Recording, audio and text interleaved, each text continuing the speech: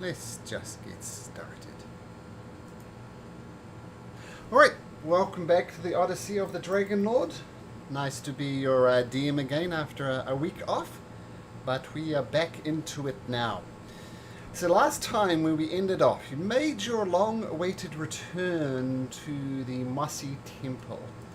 Finally defeated Demetria and a bunch of transformed children who transformed into Maenads, but you dealt with all of those, including a gigantic Gigan. Heckle managed to not explode, which is something at least.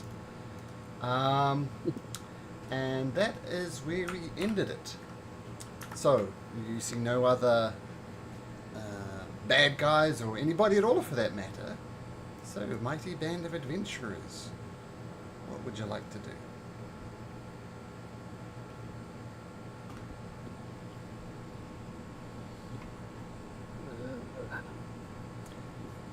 I'll point out, don't forget that the horn is strapped across the Gigan's back, and Demetria was wearing a ring that Finn recognized. Yeah.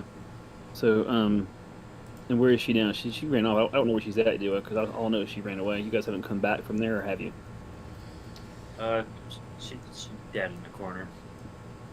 I think Pythion is like on her body over this way. Okay, well, I think Finn's gonna go over to her and check her out and see what she has, because she knew that she had something. Apart from the very obvious ring on her finger, she's not actually carrying that much. There is just a quarterstaff that she's carrying. That's it. Okay. Well, take the ring. And you say he recognizes it? Or no? Yeah, you do. What does it look like, Finn? Oh my gosh. That's a little prep for that. Surprise! Surprise prep!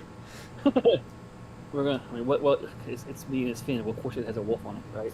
Sure. But I would say it's kind of like the Witcher wolf. It's a gray ring with kind of dark colors around it, but it's like a growling, snarling wolf. Nice. So you're very obviously a ring that you recognize. Yes, he'll quietly take that and kind of put it in his pocket without saying anything. Okay, cool. As is his style. And then the quarterstaff is just quarterstaff for you tell? Anything special about it?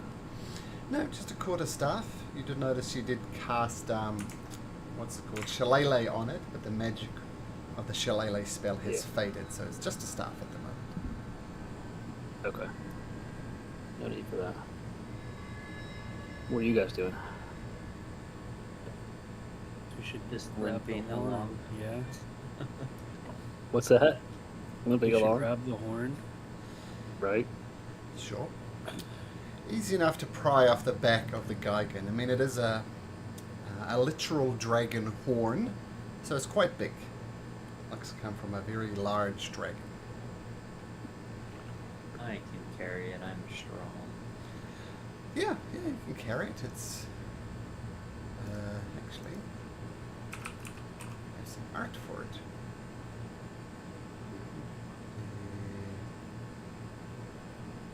Like a spell.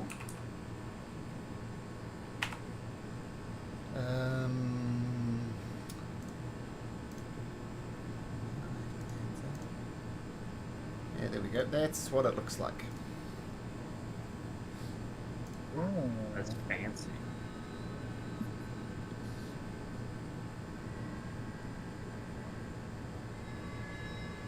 Very cool. And did the Gigan guy have anything on? He had 2 shields. Remember, he had 6 arms and wielding a shield in 2 of his arms, and 2 spears and 2 javelins. 2 shields, 2 spears, 2 javelins. Sure, easy enough to do. Finn will say the girl. Go ahead. Oh no, nothing. Y'all playing like the new stuff. Huh? Yeah. That's exactly what I'm doing. The new stuff is cool, especially the comb. Check out the comb. It does a very good job of it. Oh, It's very cool. I like it. very cool. Fancy. Don't mind me. I'm just playing around. Brandon will say a short rest is like a drop of water in a parched desert, refreshing and invigorating for the journey ahead. It is, isn't it? Yikes. Scary.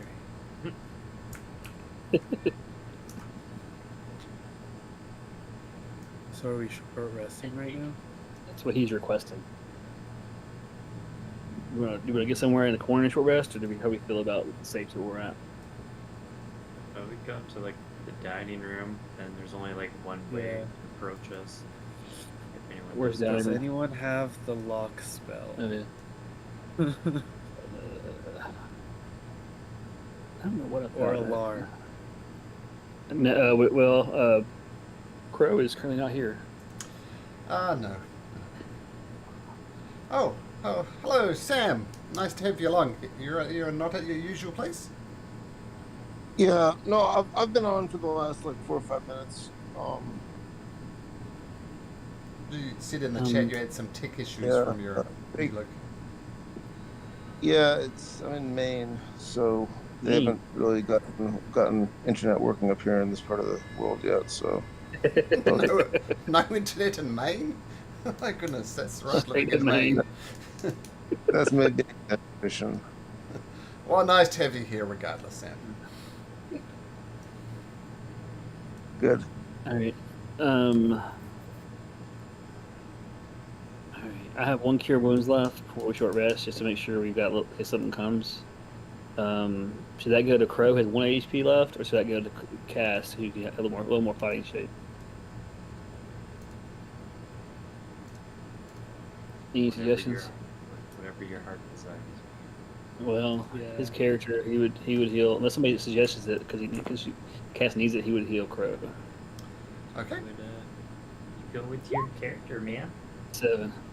I'll give you a chance in suggesting that before I get back. It's alright. We're about to Just take point a out. short rest. There's no Yeah. need to heal. Yeah, an uninterrupted short rest. In theory. We need to somehow make a note that she now has 8 hit points then. Cool. I'll keep track of that. Cool. I'm just gonna buckle down in the corner with my fancy horn. Okay. Okay, so you come in here, you close the two obvious doors.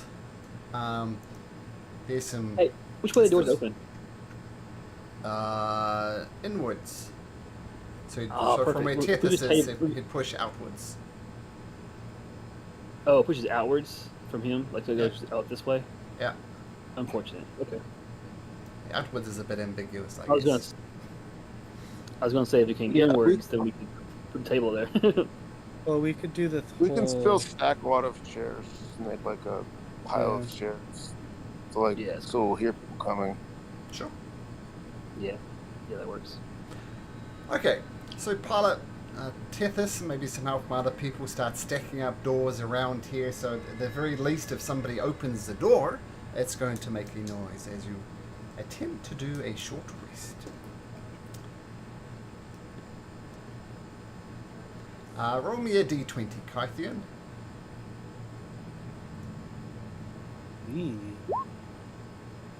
Oh, what the hell?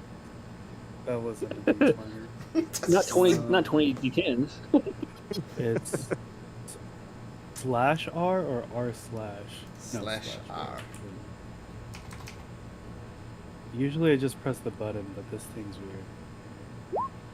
There we go. Let me just check something. Short rest activated. So feel free to re-roll the dice. If you guys are still hungry, there's still some meat on the table. No. Oh god, the human meat. Yep. Yep. Everybody would get a D4 extra. Thank you. Nice. Or not a D4, just 4 points up. So flat. It's better. Yeah.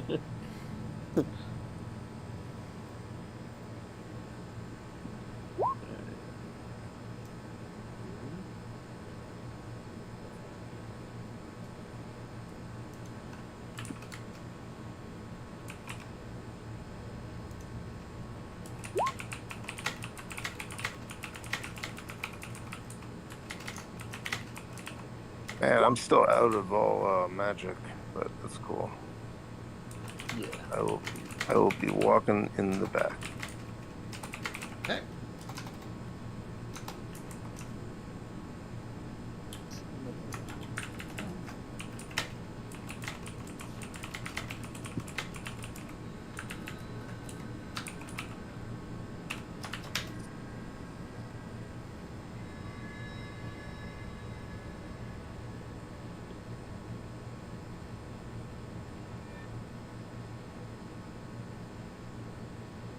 Okay. Short rest activated. Yeah. Extra 4. And then I think immediately I'm gonna go ahead. Oh no, I can't. Never mind. My spells. Duh. Never mind. I'm tapped. Tapped was the thing. Damn, you guys Yeah. are tapped on spells? Yeah. Yeah, I think I You almost died also last time. You don't conserve your spells or what? The fight last time was pretty nasty. That worked. It was. No, this was a pretty gnarly fight. Did you see my whisper, Sean? I did. I'm gonna whisper back. I was looking up the code real quick. Answer is yes. Okay. Sean, voice channel Mhm. 2, please. Uh-oh.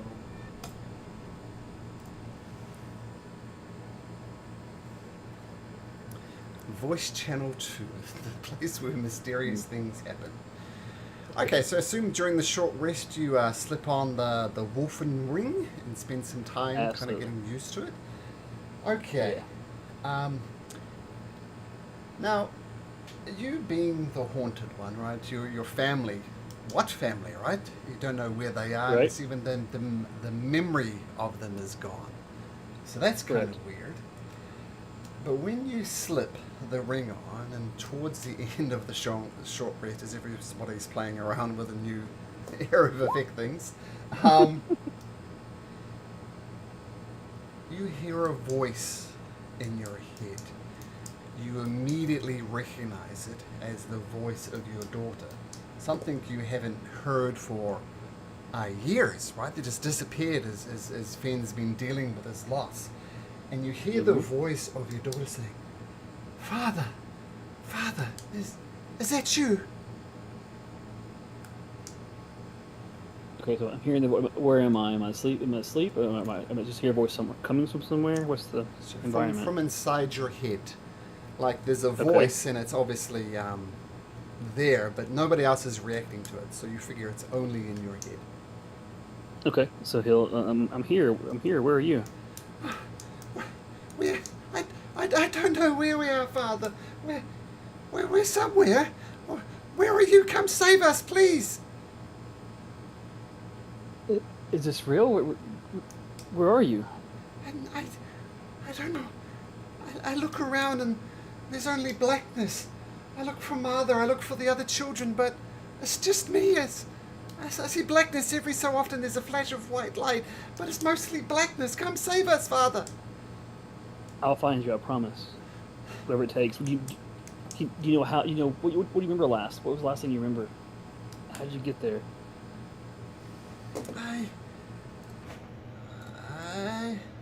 Oops, sorry. My notes. I remember we were together, and then something bad happened.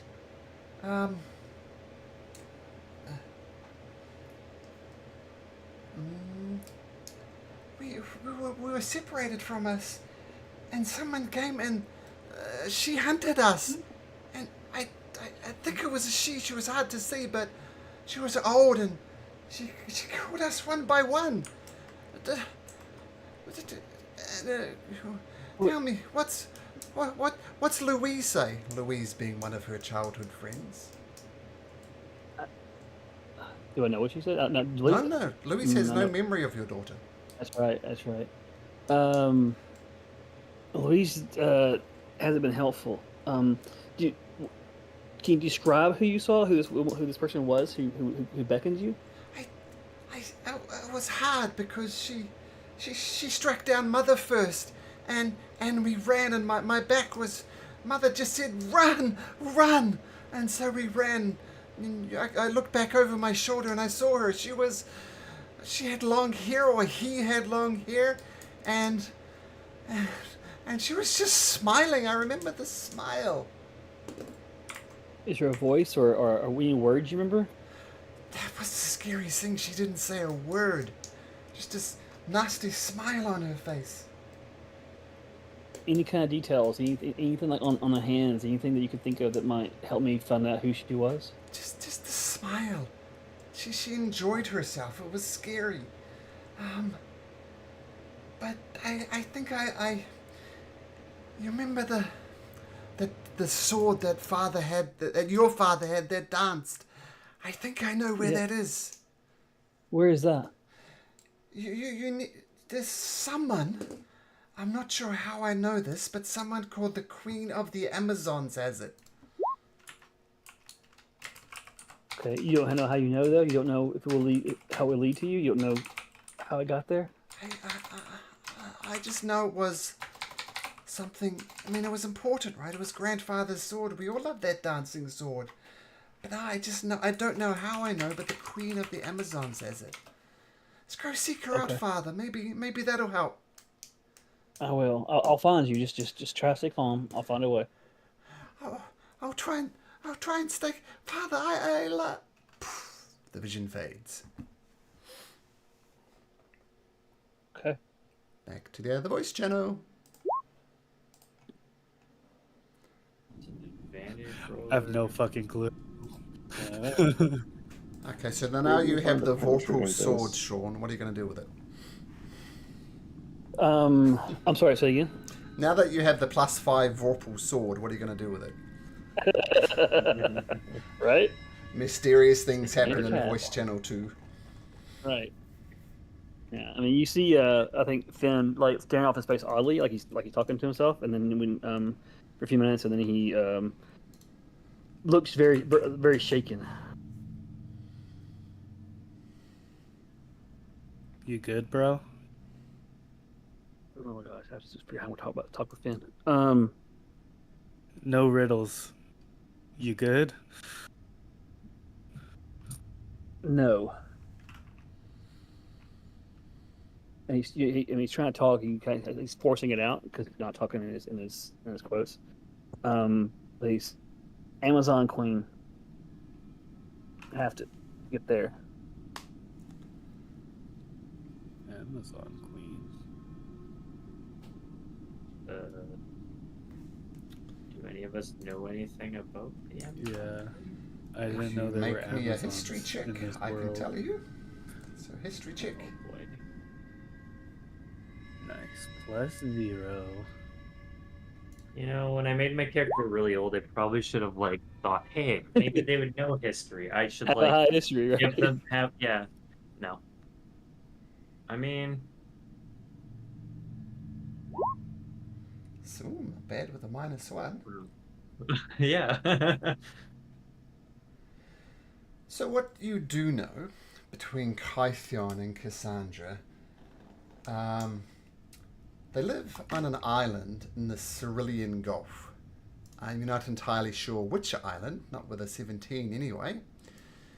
So, somewhere on one of these islands, kind of where approximately Cassandra's mother is apparently, there is an island there that the Amazons are said to live on. So, it could be this one, could be this one, could be any one of these islands around the Cerulean Gulf. You don't know which one. But you do know, I think especially actually A Kythian. You don't so much. This is more of remembering, because you've been around for hundreds of years, right? And you're a participant in the First War. What was thought happened was the Amazons were pretty much was one of the groups that was entirely slaughtered by the armies of Themis. So by the army of the Titans of Sidon and Lutheria and those types. And they fled. And they fled and they established their own society on one of the islands in the Forgotten Sea. Not much has been heard about them since. You haven't actually, no one's ever met an Amazonian, but that's where they're thought to be. On an island, having had their butts kicked by the Titans, they've retreated to the Forgotten Sea somewhere. So, yeah, so we're at Amazon Queen Island, somewhere in the Forgotten Sea. But with the 17, that's all you know.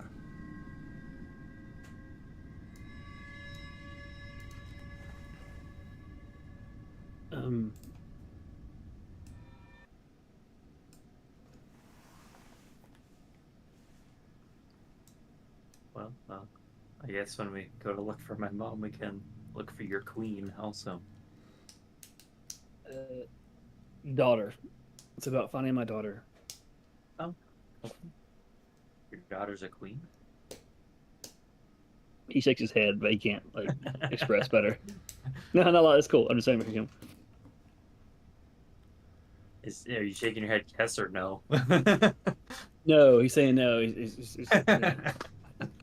Good question, though. Okay. Yeah. A daughter flourishes under the protective wings of her father's love, getting the courage to soar and the wisdom to choose her path. True. Relate. Right.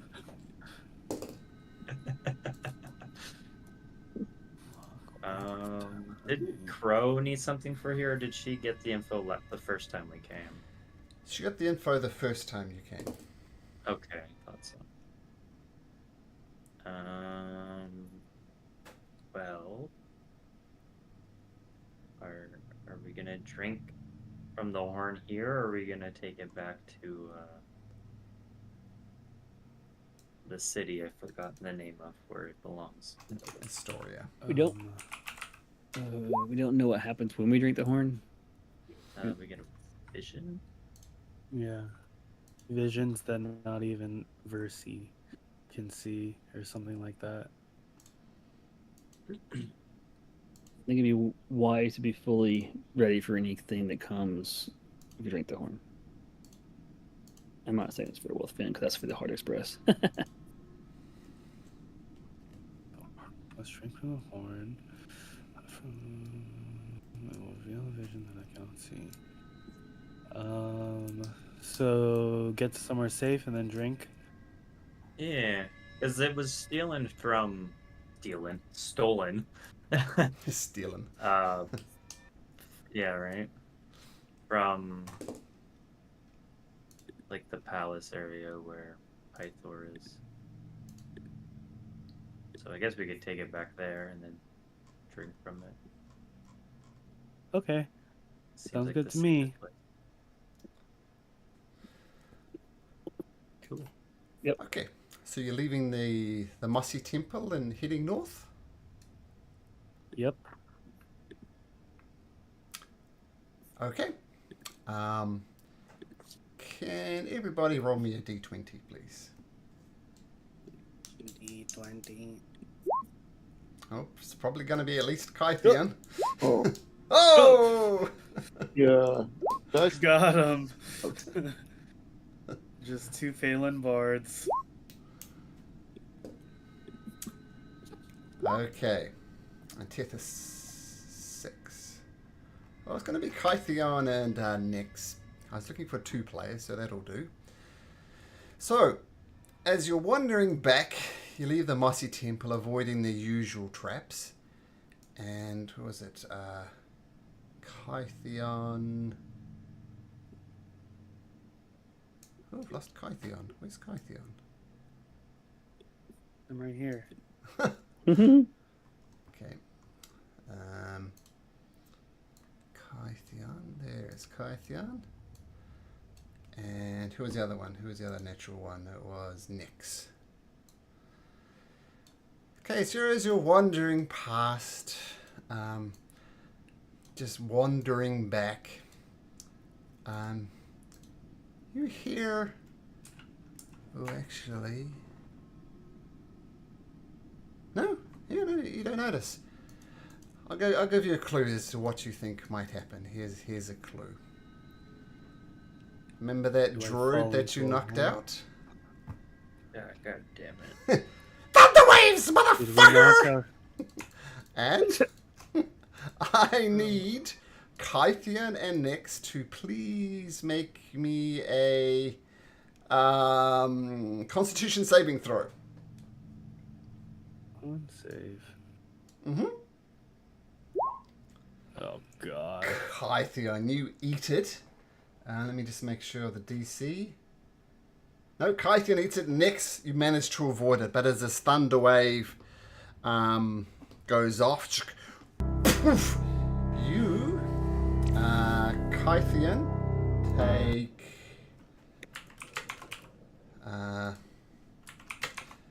that much damage, and Nyx, you take half of that damage as this thing explodes off.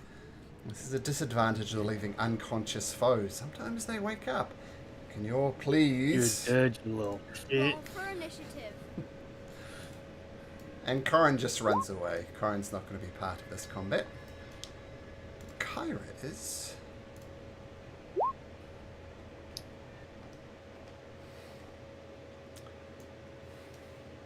Oh, he's not prone.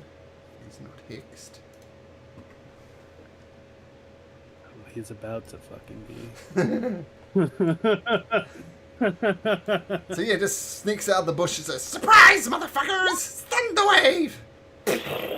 And it explodes out. Oh, and Kythian, you get knocked 10 feet back and just slam to the side of Kyra, who grabs you and helps you to keep your actual feet.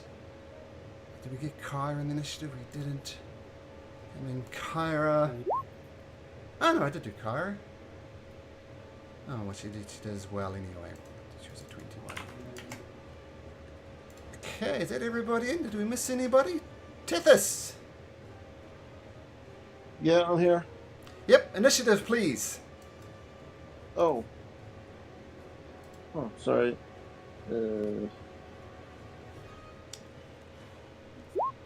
Okay, beautiful. Okay, so this explosion and the droid says, "Surprise, motherfuckers!" And you'll get boosh. Kythian gets thrown back. Kyra holds you up. Kythian, what do you do? With my bonus action, Mm-hmm. I'm going to hex this person. He is hexed up. With disadvantage on strength checks. Cool. And then I'm going to slowly walk up to him and then just try to put him in a headlock. Get the fuck out of my grove! Okay, so let's do so this will be a grapple.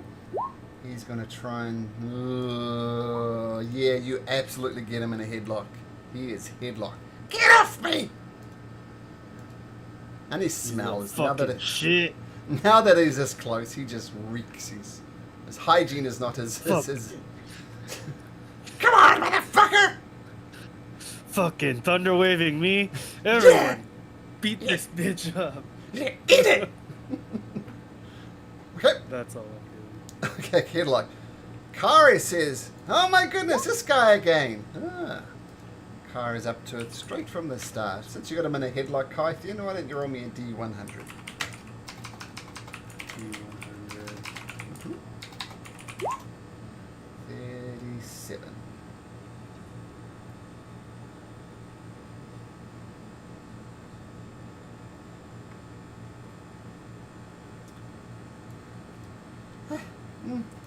Do you want me to zap? Oh, well, do you want me to zap him, Kythian? I can zap him good. Do you want me to zap him?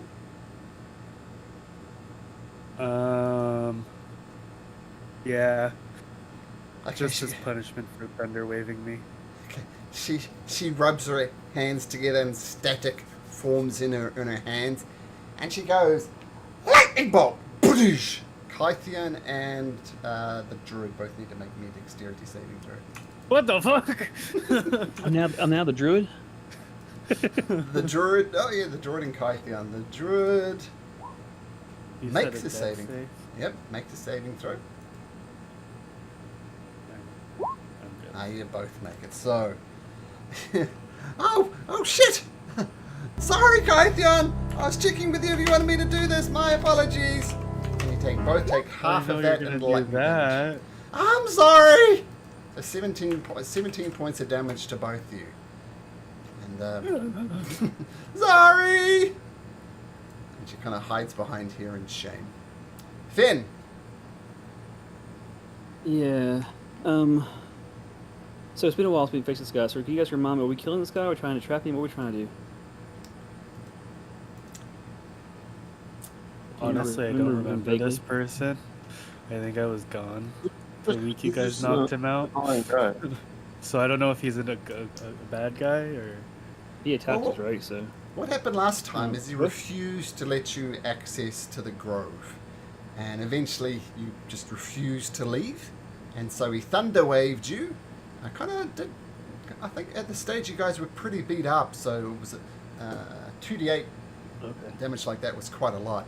And you decided he was, or I assume, basically a nutcase, so you knocked him out as opposed to kill him. So last time you knocked him out. So, with that information, Finn, what would you like to do? well, he's going to a bonus actually change to his bear shape or wolf bear shape. Okay. So I can do, I think, large and.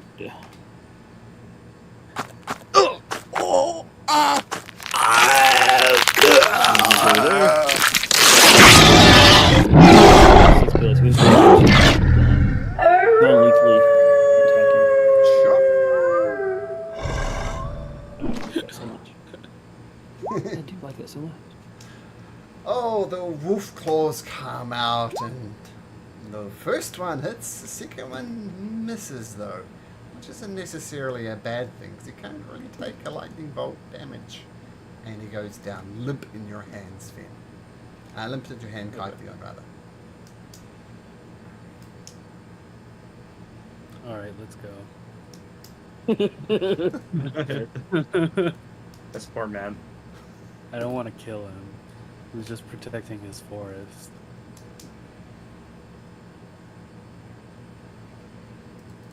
I mean, I just feel like we left him unconscious as like a nice gesture, and then the first thing he does when he wakes up is attacks us again. So we can leave him unconscious again, I guess. I don't It's feel not like like- we all next much time, more than It's that. not like we're coming back here. You said that. Now we know we're going to have to somehow, for some reason. Well, if he fucking tries again, he's dead. I'm just saying. We didn't have to before. For some reason now we're going to have to. I can only give so much mercy. There. Alright. Yeah. Finn's going to stay in wolf shape, though. You okay, Kythian? Says Kyra. Yes, please do not lightning bolt me I, in the future. I I thought you were just gonna shocking grasp him or something. Well, to be honest, I didn't know exactly what was going to happen. Sometimes this wild magic just surges around me. And I'm dreadfully sorry that you were caught in the crossfire. No one deserves to be. Well, maybe except the druid. But yeah, I'm very sorry, Kythian. Okay. I put myself in that position. Quite literally. What? Yeah, I did check with you. Yeah, but Magic and me Yeah, it's have okay. No hard feelings. Alright, thank you, Kythian. Yeah, me and Magic have a complicated relationship. Sometimes I don't know what happens. I mean, sometimes I let out gas. Sometimes I apparently shoot lightning bolts when I rub my hair too hard. So, sorry, but yeah, let's move on.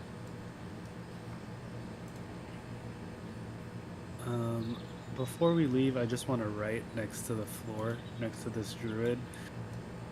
If you ever try to attack me again, we won't be so nice. Okay. Cool.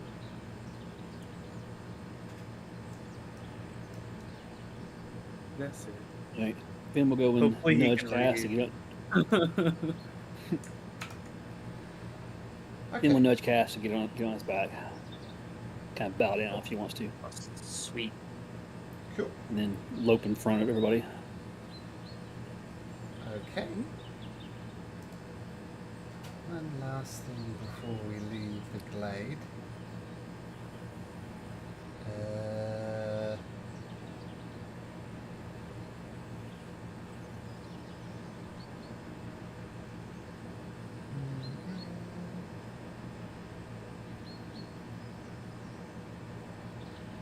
Oh, I'm sorry. There is one other thing that Demetria carried. It's in a very small part of the text for the adventure, so it's very hard to miss. But it's a short bow. It looks like a very finely made short bow. Can you use short bows next? I use that hand crossbow. Not really what I do. Okay, we can sell it then. Sounds good. Is it special? Oh, it looks very special. It is a short bow. It's got a very fine string, the string part of it. And it's actually made of nice, like a rosewood or something. And laid into the rosewood is some reddish, darkish wood that looks like love hearts going up and down the short bow. Ooh, Cupid's bow. Hmm.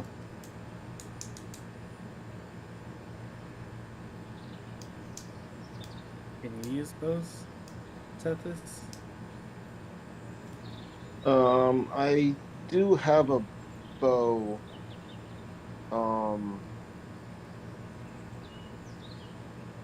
You have a magic bow though? It's like I also have firebolt and I also have green flame blade, so it's like, and I'm not particularly proficient, so. Honestly, I just that would say be a that because I'm scared of you being in the front all the time because you've been getting knocked out a lot lately. I'll take the bow and consider like retooling myself over time if it's interesting. Yeah, I just don't want you to die, bud. I'll stay back either way. But yeah, I'll take the bow for now if that's fine. I still might sell it. I'm going to say that your wizardly crow friend, I don't think she is identified, but I'm going to give this one to you anyway. This is what it is, and you're right on the money, Kythia. It is Cupid's bow.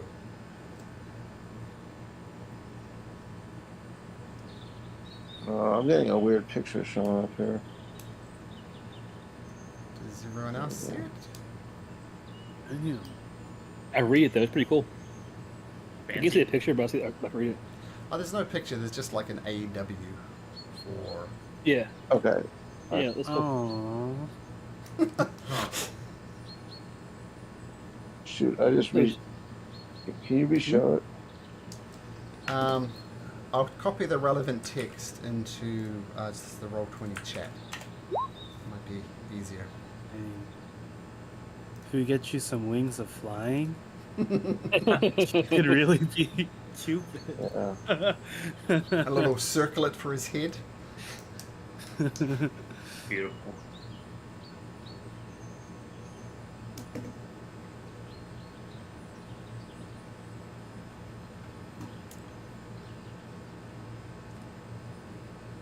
So, let me know if you want to use that. Sam, that is a +1 bow, and it exists in the D&D universe, a magical bow. They're very, very rare. Bajillion magical swords, but very few magical bows, but this is one of them. And just to clarify, if you do shoot someone with it, and they fail their saving throw, they'll treat you as a trusted friend. So, you know, potentially useful ways to do that. Yeah, I'll do some Cupid magic for a little while, see what it does. Cool. Okay, so putting the mossy temple behind you for a second time, you start your way back to the Where are we going? Astoria, right? Sit there for That's a the rest, and name.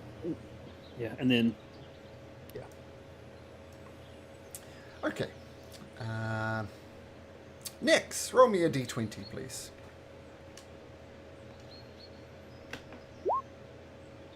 14.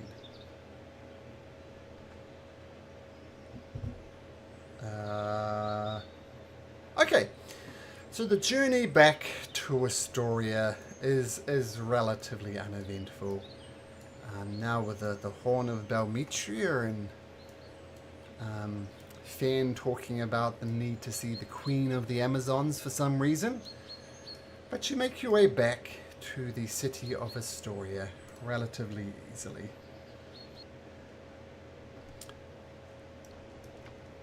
And what do you do?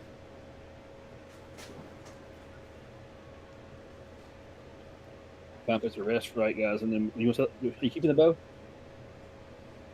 The nice one. At this.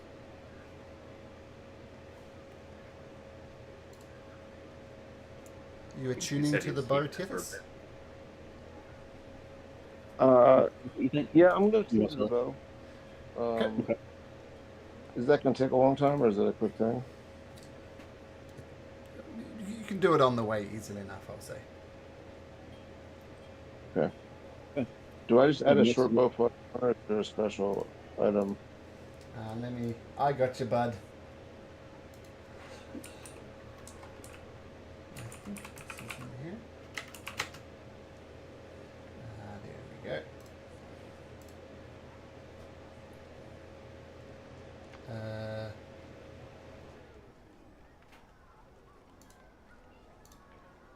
You might need to refresh your page, but you now are attuned to the short bow of cupidity. Just maybe need to refresh your character sheet, Tethys, but I did add that in there for you. So you're good. Sweet. Okay, so safely made it back to Astoria. What do you guys do? Were we gonna drink Should from the we- horn first, or Should we long rest first? And Yes. Then drink? Yes. I think so. Then a night of drinking, and then a morning of drinking from the horn. Okay, so if you want to go over to the Dragon's Tooth, that is indeed the place for drinking. Is everybody heading over to the Dragon's Tooth for some celebratory drinks? Anybody not doing that? He's gonna go with him, but he won't drink. He's going to kind of guard the party. Sure. Disney driver. Everybody needs one of those. I'll go. Drinking. Oh yeah. Okay, before we get too far into drinking, let's say Cass and Tethys. Can you both roll me a d8, please? Cass and Tethys. Yeah. 6 and a 2. Okay, so just hanging out in the bar for a while. You can't help but hear conversations. And there's a lot of concern. People have, family all across the continent, as many of us do. And there's a massive storm brewing off the coast of Mitros. A storm that has got people very concerned. A storm that is almost certainly going to kill people. So there's a big storm brewing over Mitros, like a once-in-a-generation type storm. Not good news. And what was the other roll? 6.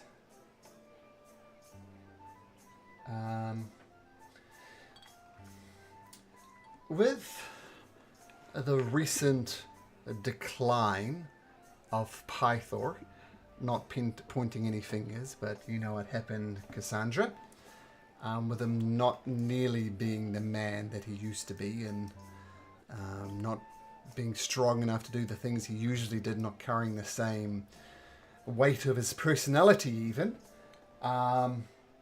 There's a lot of talk that Honora should now lead Astoria as opposed to Pythor. And those are the rumors that you hear. Nice.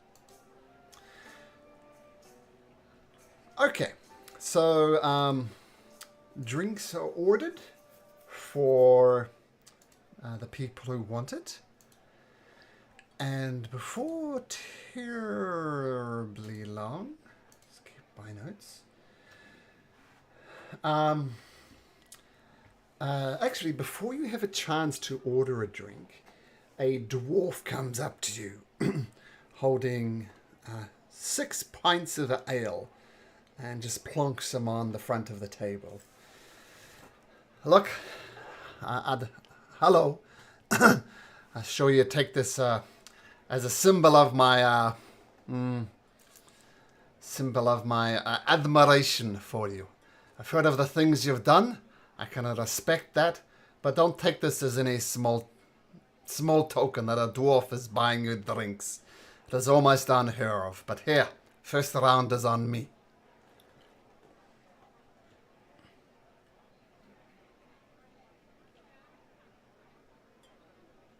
Thanks. Cool. Thanks, man. That's not a nice drink up. Now, it's like I know who you are. I know, indeed, everybody in this town knows your deeds. I've heard of you, Cassandra, right? The great warrior of the great games in Mistros. You're quite the competitor in those games. Actually, watched a few of your bouts. You're quite the competitor, Cassandra. Respect.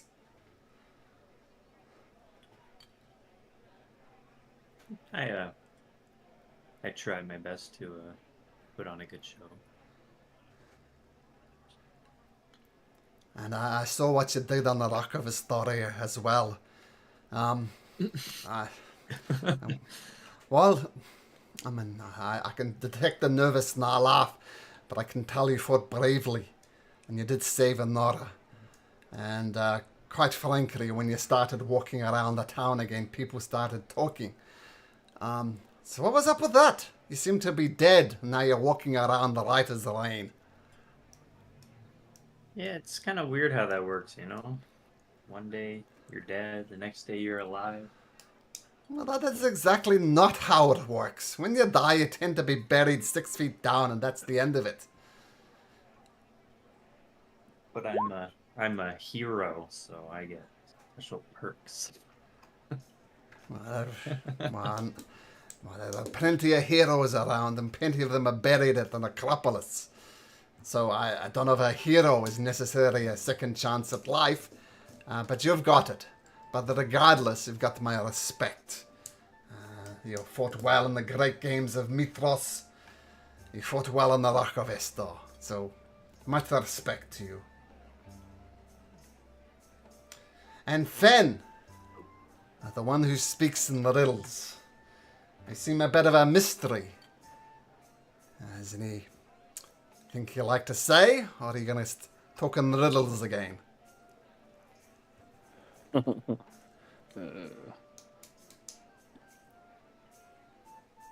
not be afraid to take risks, for they are often the path to great reward. That's the truth. You speak plainly. And as I say, I don't know that much about you, Fen. You seem to have appeared from nowhere. Telling me, do you have a wife, family, kids? He shakes a little bit visibly. He's kind of pale. And will actually say in his own words, I once did. Oh, I didn't mean to pry. I didn't know this was a sore spot for you. But yeah, as I said, you're a bit of a mystery. No one knows much about you. And you seem to have suffered some type of loss on. I apologize if I was too probing. He nods to him. Now, Kythion, you're a bit of a mystery too, lad. You seem to have appeared out of nowhere. What's your story? Been in a cave for a while. Outstretching my feet again. You're in a cave? Oh, no. Yeah. Meditating, a religious experience? Vacation. More like it. Sabbatical. Sabbatical. Well, as I said, lad, you're a bit of a mystery. Been in a cave for a while. That's odd. But we heard what you did with the Great Board, if nothing else, and I can respect what you did for the people of the plains. The farming is making a bit of a recovery thanks to your deed. So we appreciate your help, Kythian. No problem, dude. What are heroes for, eh? Well, according to what people are saying around town, you're going to kick the butts of Pythor and Lutheria.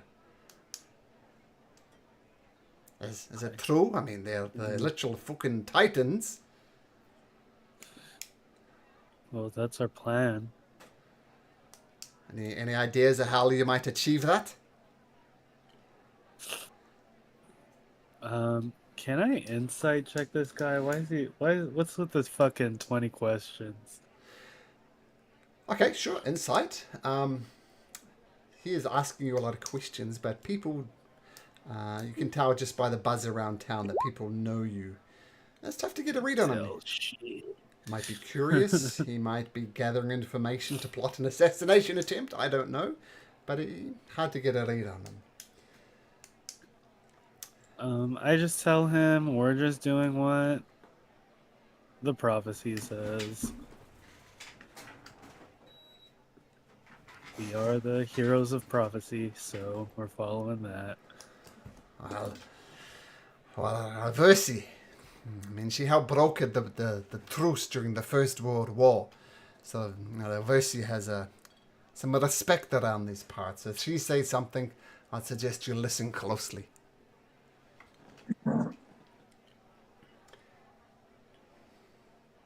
Ben says it's not the destination, but the journey that shapes us. No, that's true. But if your destination is to kick the butt of Lutheria and Sidon, maybe the end result would justify the journey.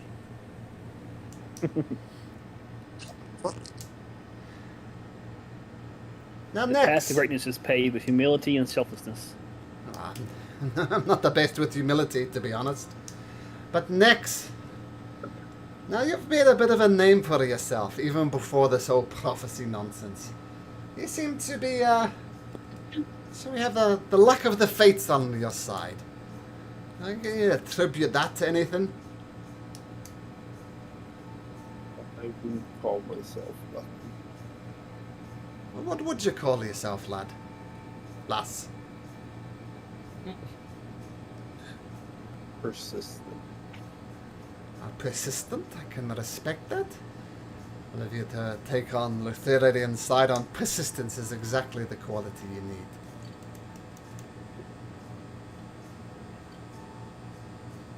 I agree.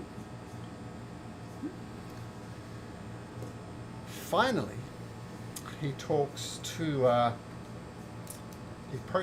both Crow and Tethys, and he says, "You two are a bit of a different story. From what I hear, you're both pieces of shit. You bring curses and doom wherever you go. I don't know if that's true or not, but convince me that I'm wrong."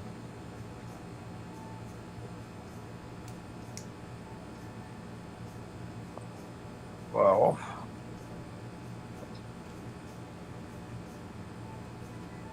I mean, Tethys is like sort of bawling with emotions at this statement. Like, it's just welling back all sorts of repressed memories and tears. No, my family is cursed, my friend, but I am bound for better things, and I will lift this curse from my family's name. Well, I kind of respect You'll that. see. Well, I can respect that, but it seems to be a generational curse as you've explained it. Well, it's only 8 generations, so there's always a chance for the 9th. Oh, fuck me, that's a lot of generations. You think you're up to breaking it, lad? I do think I'm up for breaking it. Well, now that they say you're in your feathered friend there, they bring curses and doom and bad luck wherever you go. Do you think that's true? Or do you think it's just common as superstition?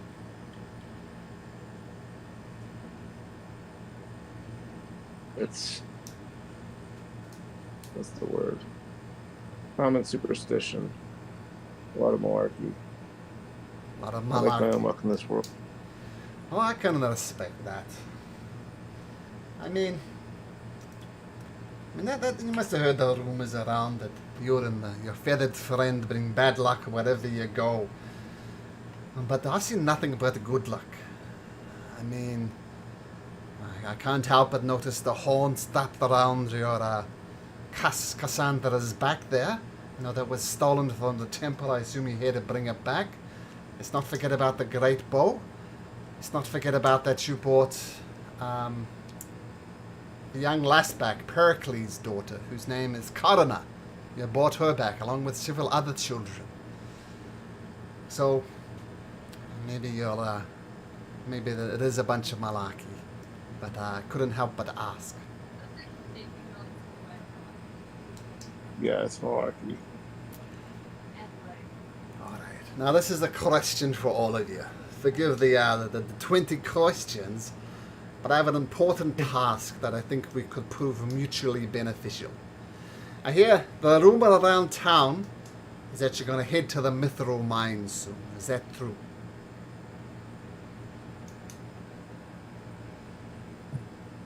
Yes. I don't know if you know the history of the great mines, but it was initially the mithril would flow out of these mines like water, and now we've reduced to mining the copper in the copper mines around here. And even the copper mines are starting to dry up. But during the First Great War, there was great battles over the mithril forge. Many magical weapons were forged there, and the forces of Sidon and Ruthiri didn't like it. So they attacked the Mithril Forge. And many of my dwarven ancestors, my clan members, my family died in an attempt to defend the Mithril Forge. Now, unfortunately, they fell. And this is where my favor comes to ask you. There are many bodies of my fallen brethren inside of the Mithril mines. I'm sure they're nothing but bleached bones now. But if you could bring back the skulls of my ancestors to me here in Astoria, then we can give them a proper burial. They fought bravely and they do not deserve to rest where they're currently resting. I'm sure you understand that we have some type of customs and some type of traditions that would like to uphold. So, if you could be so kind as to retrieve the dwarven skulls from the Mithril mine, we could perhaps talk about some type of financial financial remuneration. What do you think?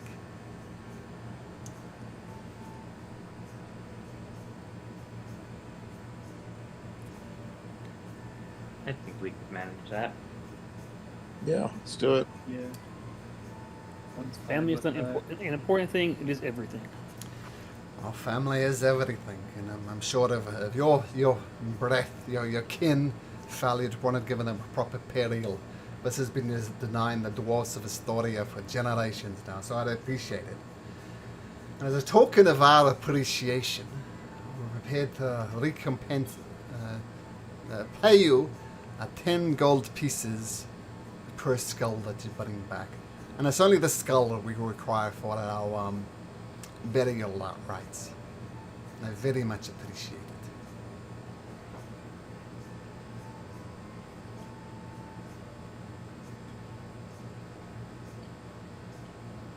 Yeah, we'll make sure to find as many as we can. Alright, I appreciate that. And just look for me in the Dragon's Tooth then. After working in the copper mines, me and the lads, we like to partake a bit of ale. But I've taken enough of your time. Thank you again, and just look for me in the Dragon's Tooth. Good night to you all. And he returns back to his table.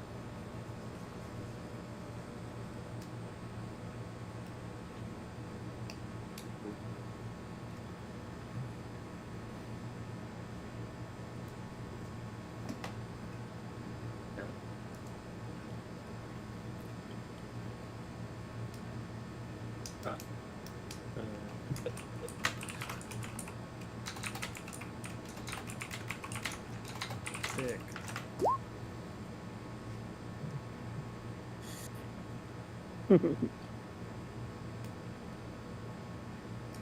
Ben gets out his carving tools and his wood and starts carving while the guys drink. We're just gonna all sit here quietly. Sipping our drinks.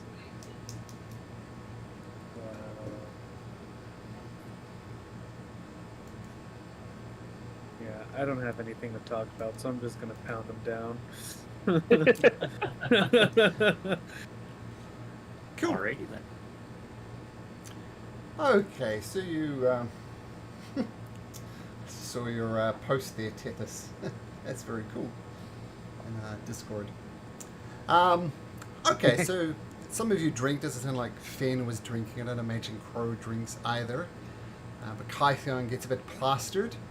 And you eventually make your way to the King's Palace where you know you have free accommodation.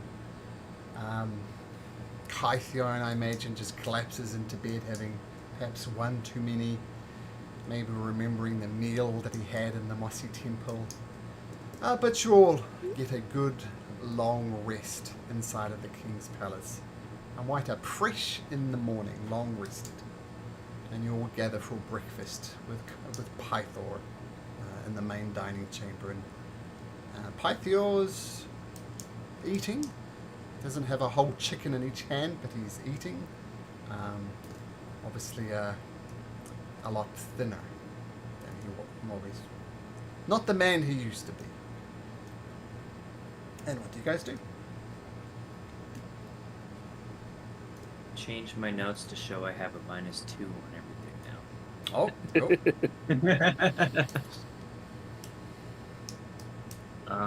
Well, are we just like drinking from the horn in the morning? Are we taking it back to the Dragon Shine? Like, what's happening? We said we're Oh, going to do it in the morning, did we? Yeah, maybe we should bring it to the Dragon Shrine and drink it there. Like, ceremonial and shit. Sure. Okay. So after you've had your fill of breakfast, you head over to the Dragon Shrine. And you see Aesop there doing the prayers that he did before, and he said, "Oh, welcome, adventurers. I can't help but notice you've got the Horn of Belmetria with you. Tell me, where did you find it?"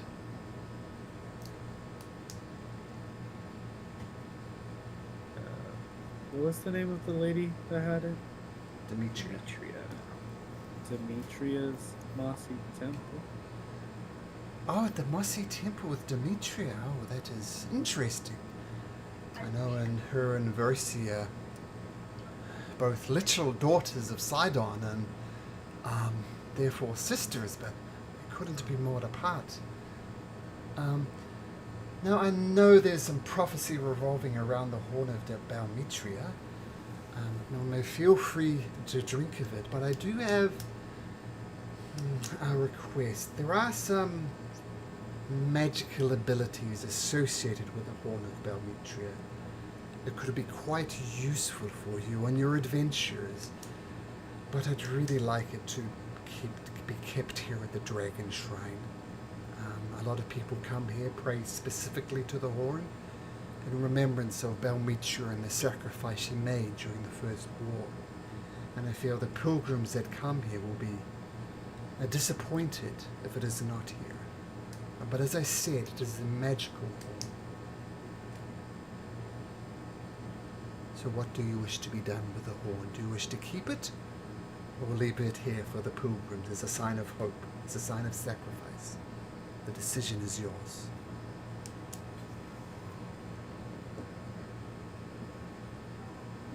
What do you think, guys? I didn't know that it had magic properties that could help us. But I'm fine with leaving it here as like a symbol of hope for the people. Out of curiosity, what are these magical properties?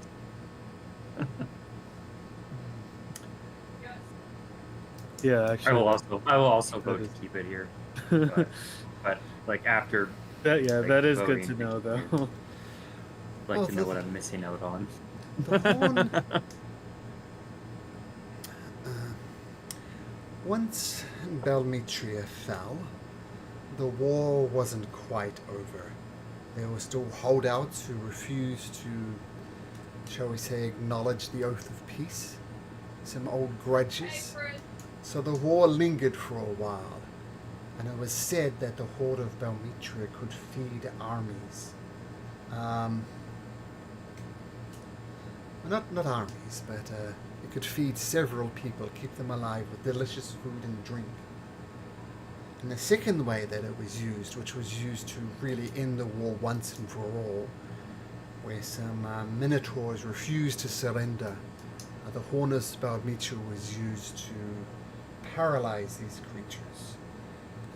It seems to act indiscriminately, though, so it could affect the creatures or anybody near the horde. So food, drink, some say it was wine that it came out of. Possibly some divination magic associated with it as well.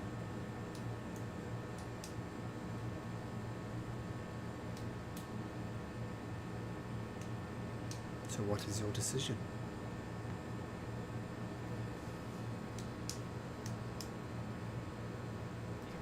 I feel like we should leave it here, unless Yeah, someone think so, thinks too. otherwise. unless we're outvoted, then I will go.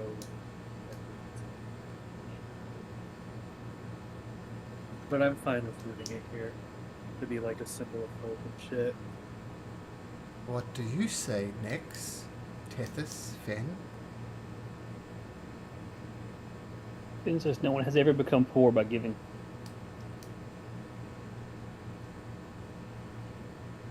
So is that a keep it?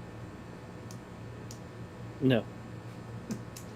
He shakes his head.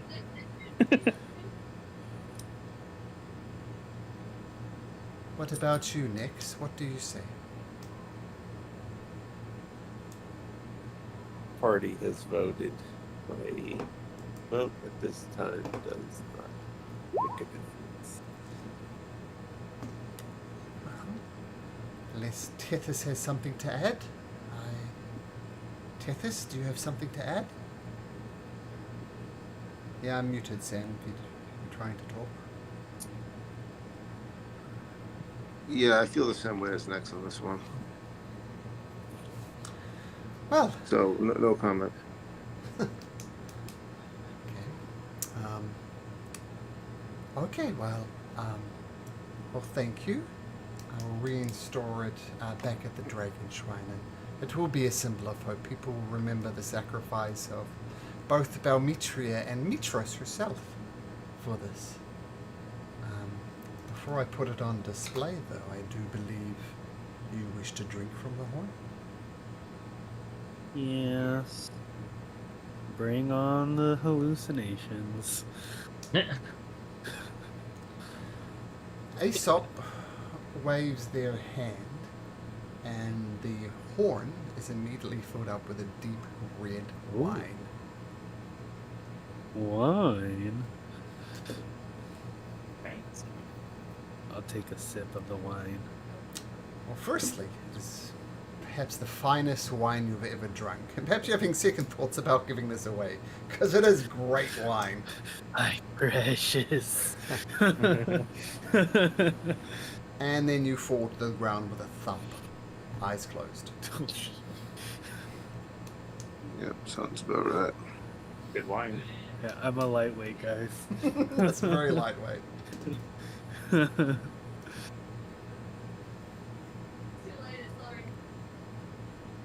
What do the rest of you do? I will participate in the drinking and looking to the floor. And you do. Yeah. Okay. Fen, Nex, Fen. Mhm. Those three people drink from it and thump. And Nex and Tethys, you watch as your three companions on the ground, eyes closed. You do see their chests rise up and down, so they're not dead. Important. Yet. Do the same. Next, thump, fall to the ground. And it's almost a little off-putting seeing Kytheon, who's an elf, sleep. We've never seen an elf sleep before. During a long rest, he's been meditating, but not this time. So finally, it's only you, Tethys, who is still standing. Do you drink from the horn as well? Everyone else is drunk from it. Yep. Well, I'm not one to miss a party, so yeah, I'll drink too. Once again, the wine is delicious. And thump, you collapse to the floor. And for a moment, all you see is blackness. But then you hear the sound of crashing waves. And you'll find yourself lying on the deck of a ship. And you will stand up, and you know this is some sort of vision that's not quite real. Like you look off onto the horizon, it's fuzzy. But you're standing on the deck of a beautiful galley. A bright cerulean sea stretches out before you. You look down at a strange bronze device in your hands. Seems to reflect the constellations of the night sky, even though the sun shines brightly overhead. The oarsmen pull the ship through the water, faster than you ever thought possible. You look down at the men on the benches. They meet your gaze with dead eyes and skeletal faces. Dozens of leering corpses. And you are startled awake.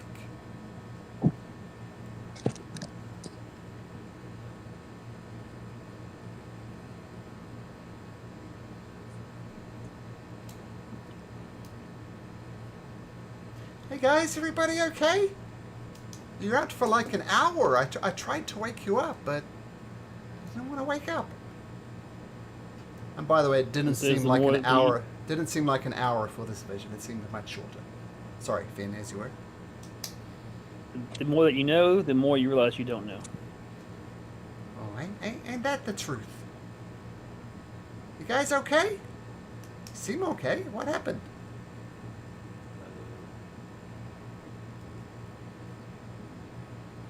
We saw a ship. Yeah. We were on a Man. ship. Yeah, it's like a skeleton crew. A skeleton crew. A ghost ship. Oh. Oh, I know what ship this is. Does this ring a bell for any of the players who read the note that I sent you a while back? Did I send you the note? What? Let me just check. Was it the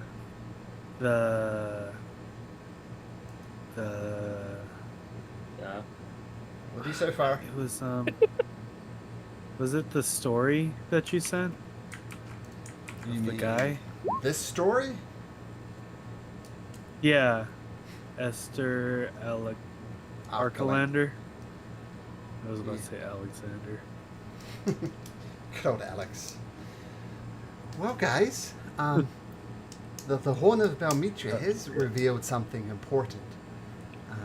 If you remember Esther Archelander, oh, what's a polite way to describe him? Genocidal maniac. The guy was a nutcase. Yes, he was a dragon lord. Yes, he rode a great dragon, but he took things too far. If you remember, I told you that he'd attack like a village of Gygons and defeat all the warriors, the male and female warriors. But then he'd return to the village and, massacre the fathers, the mothers, the children, even the babies. So when I say genocidal maniac, I'm not kidding. And for a while he was ridden by a great bronze dragon. And it takes a lot for a dragon to break the bond with the person she was bonded to, but the great dragon, she broke away from him. But that didn't stop his genocidal tendencies. And this is where it becomes, and this is what I think Versi is trying to tell us, that Estor rode on a great ship called the Ultros. And the Ultros was said to be literally unsinkable. It was said even the worst storms that Sidon could throw at it, it would not sink. But Estor made a deal with Lutheria. If Estor massacred his entire crew and pledged allegiance to Lutheria, then Lutheria would grant him immortality. And Estor massacred his crew, and Lutheria was true to her promise and made Estor Archelander. Furthermore, his shipmates who he massacred raised as his undead servants, which I think is what you saw in the vision. Now, and I'd never advise making a deal with Lutheria, because this immortality that Estor got ended up to be more like a curse. Because yes, he could not die, but she made no promise that the wounds he would sustain would not continue over. So in the various battles he fought, he might get a cut across the chest, and the cut would never heal. It would fester and linger. And over the years, he got less and less human, and more this weird, perverted creature with endless cuts and endless injuries and endless damage. So, in my opinion, it seems as if Versi is telling us we're going to need the ship Ultros from Estor Archelander. But it has a very important caveat that's going to make it very difficult. Do you guys want to guess what the caveat is about the inherent problem with getting the ship? No one knows where it is. That's one problem. There's a second problem. It's being manned by an immortal psychopath. You are exactly right, Kaitya. Like I've seen It's a problem. It is a problem. I mean, I've seen the things you've done. You've taken down Gigans, you've taken down great boars. But how do you take the ship from someone who literally cannot die? That's a problem.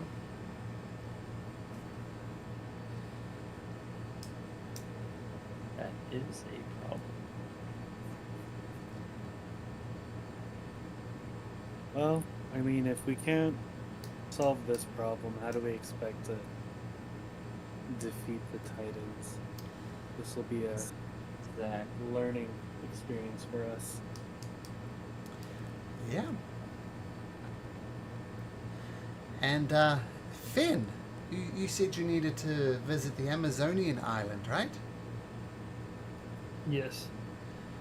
Well, to sail out on the Cerulean Ocean in any normal vessels, is just asking for suicide. I mean, Sidon had just been smashing ships left, right, and center. So much so that people don't even sail there anymore. They just stick to along to the coastlines for their trade routes, which is much, much longer. But there is a ship that could, for example, visit the island of the Amazons. It's gonna be the Ultros.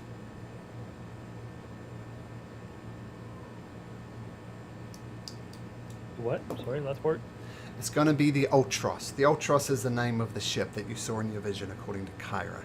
Yeah. And she's saying it's literally unsinkable, so even if Sidon throws his worst storms against you, you can survive out in the Cerulean Ocean. Okay. So, we still know where it's at, though. So we need the ship to get to the Amazon Queens. Is that what we're saying? Yeah. Yeah, that's what I thought. We have no idea where this is at. Mm-hmm. Do we need clue at all of where this is at? Some of you might have heard of it. Probably Kythian maybe have heard of the Ultros, but you have no idea where it is. I mean, it's a ship. Could be out in the ocean. Good place for ships. All right.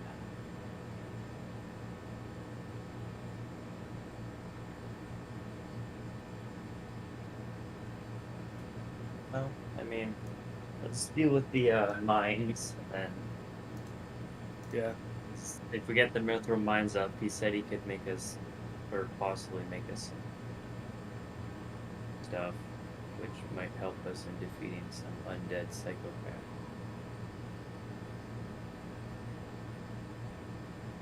Strength Yeah. of the pack is a wolf, and the strength of the wolf is the pack. Yes. All right. Let's relight this forge, eh? Do we know how we're supposed to do that? No, Vulcan gave you Vulcan? directions to it, but you don't know. We'll figure it out.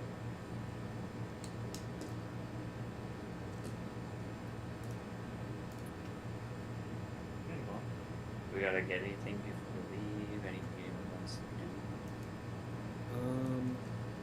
No. Do you want to rest for like 2 days?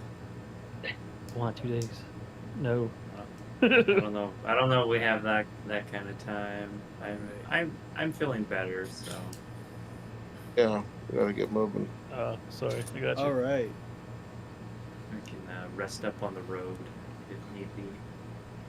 Then let's get it, guys. Mm-hmm. All right. So leaving Aesop behind in the temple, you head outside on the road to the location of the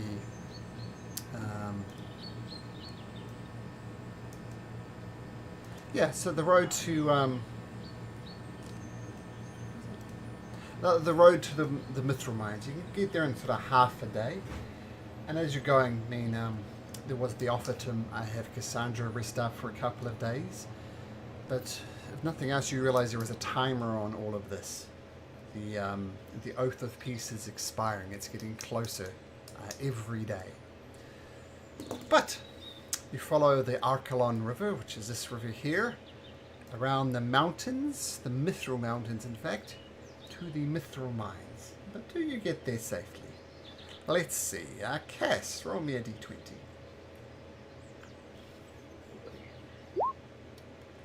11. Okay, so the weather is kind of just, it's not too hot or not too cold, but as you're passing a forest clearing, not a particularly dense forest or anything, but a forest clearing, you feel a distinct warm summery breeze coming from in here. It stands out and you'll notice it. What do you do?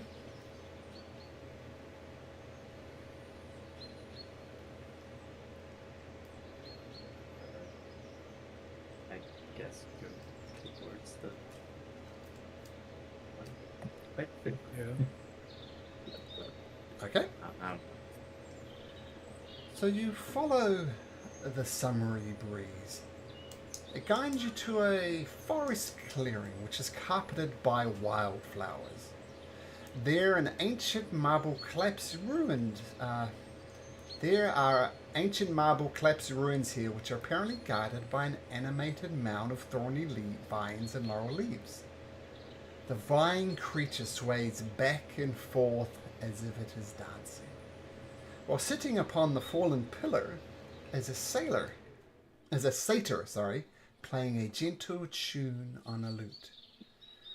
Oh, hello, my friends. Why don't you sit down? Let's talk. I'll play you a melody. This isn't the same satyr from before, is it? No, it wasn't. Okay.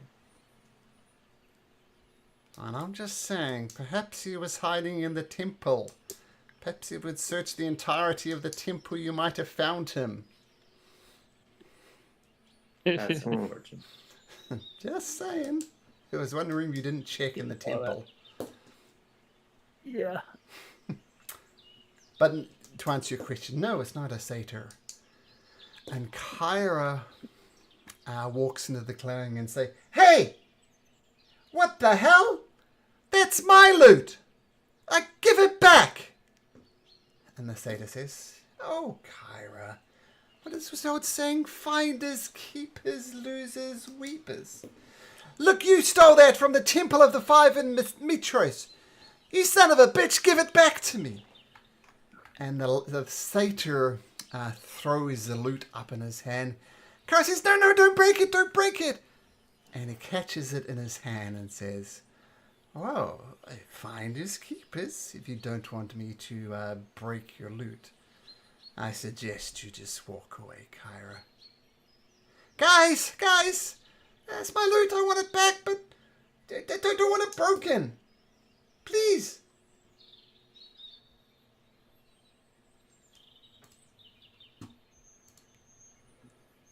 You You are a want us quiet to beat group this tonight. guy up? What's that, sorry? Does she want us to beat this guy up and get her loot back? I just want my loot back. And the satyr throws it up in his hand, does a few loops, and he catches it. He says, oh, no. You keep your distance. If you don't want this loot broken, I suggest you just walk away. How far away is this satyr? It is... Sorry, just a second.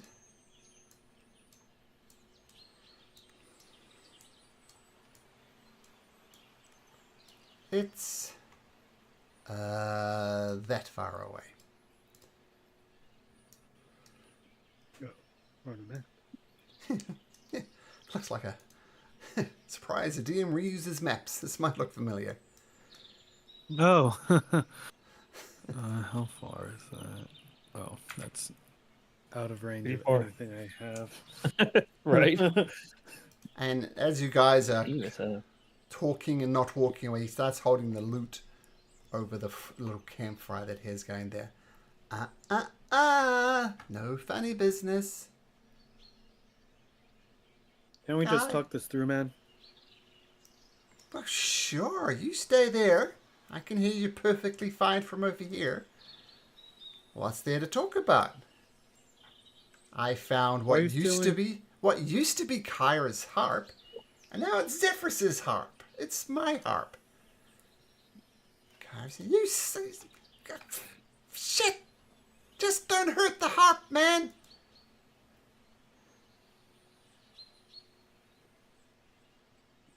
Well, make me an offer.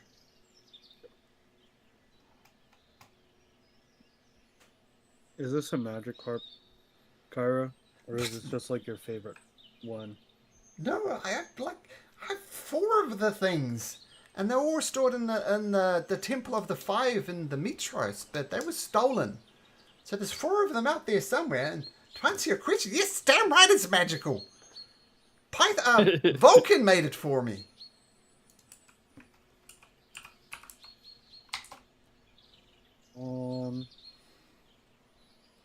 I can't do anything to get this back, guys. I'm a melee person. Does anyone have anything to Next, stop you're the this talker. guy? He's Adam. This is also a satyr here. Yep. I mean, I'm also a satyr, and probably know the same songs as this guy. I could certainly try talking to him and see if I can just get it that way. I'll give that a go. Sure. What do you say, Tethys? Oh, I guess it's sort of like, hey, come on, my man. Like, I know your game. Like, just be cool about this. Well, I am being cool. I mean, you've come here. She's demanded something that no longer belongs to here. But it's mine now. And tell me, fellow satyr, what are you hanging around with these people for? I know who you are. I mean, you surely know that Sidon protected the satyrs when the Dragon Lords attacked. Sidon Lutheria took the side of the native races, which I am, and which you are. So Sidon protected the satyrs. Why do you stand against him now? If Sidon is no friend of me and my cursed family, these are my new friends. We have a pact of allyship, and we are destined for much greater things than you. Well, I agree. You speak the truth. Allyship. Sidon allied with your ancestors. If Sidon hadn't done that, there would be no you. You owe Sidon a great debt, my friend. Well, he wasn't there for me in my time of need, or my family, and we are cursed. I don't blame Sidon, but I need to focus on me and my family curse, and not be hung up by what Sidon did many years back. But you understand, if it wasn't for him, you wouldn't even exist.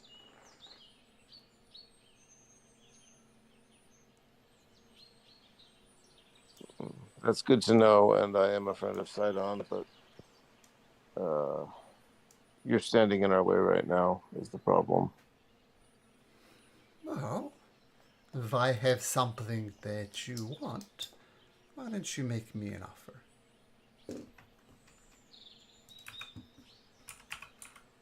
Okay, well, I will. Why don't you make me an offer?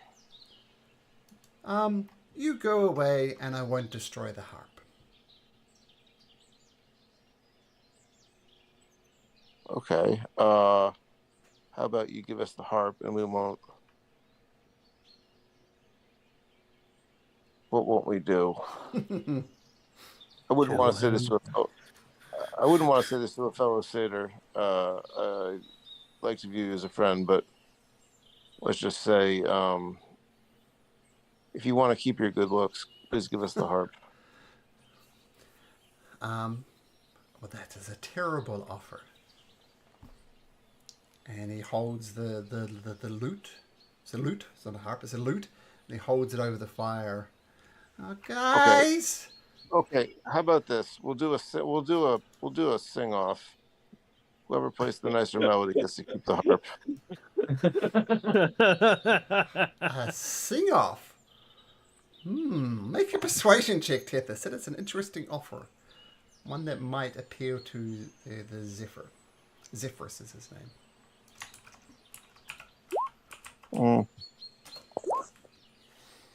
Just kill it. No, I'm sure I could outsing you, Tethys, but maybe you'd like to sweeten the pot? I mean, at the moment, I've everything to lose and nothing to gain.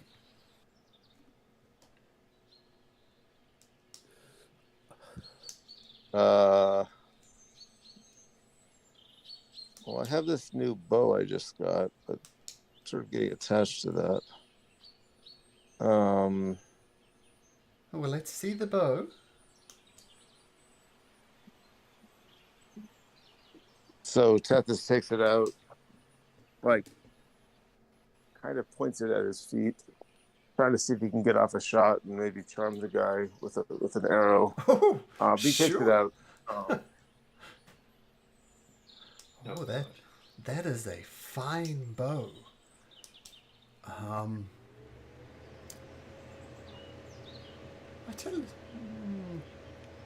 tell you what. Let's have that sing off. The winner takes all. The winner keeps the harp and the bow.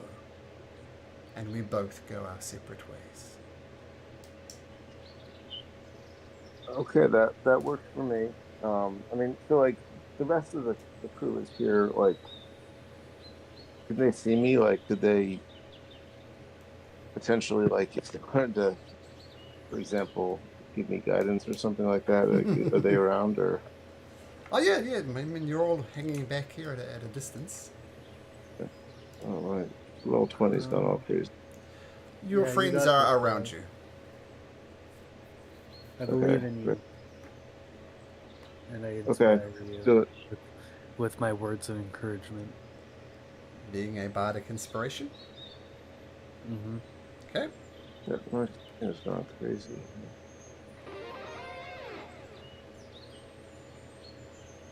Okay. Well, step forward, Tethys. The rest of you, you can keep your distance. Do you step forward, Tethys? Stepping Wait, forward. who's gonna be the judge of this? How do we know who sings better? That's a good question. My companions here will happily Because you judge. can just be like, "Oh, I'm better than you." Obviously. Well, this is how we'll do it. I'll play a tune on the harp. You play a tune. If you can replicate what I do, then you play a tune. I try and replicate it. And we carry on until the song is so complex that one of them can do it and the other one can't. And then, so what? It's just if you can play it, you win, or Yeah, if I can play something that Tethys can't, then I win. And vice versa, of course. can we have this like in the middle of us so your friend right here doesn't attack my buddy when you lose? Make a persuasion check, Kythion.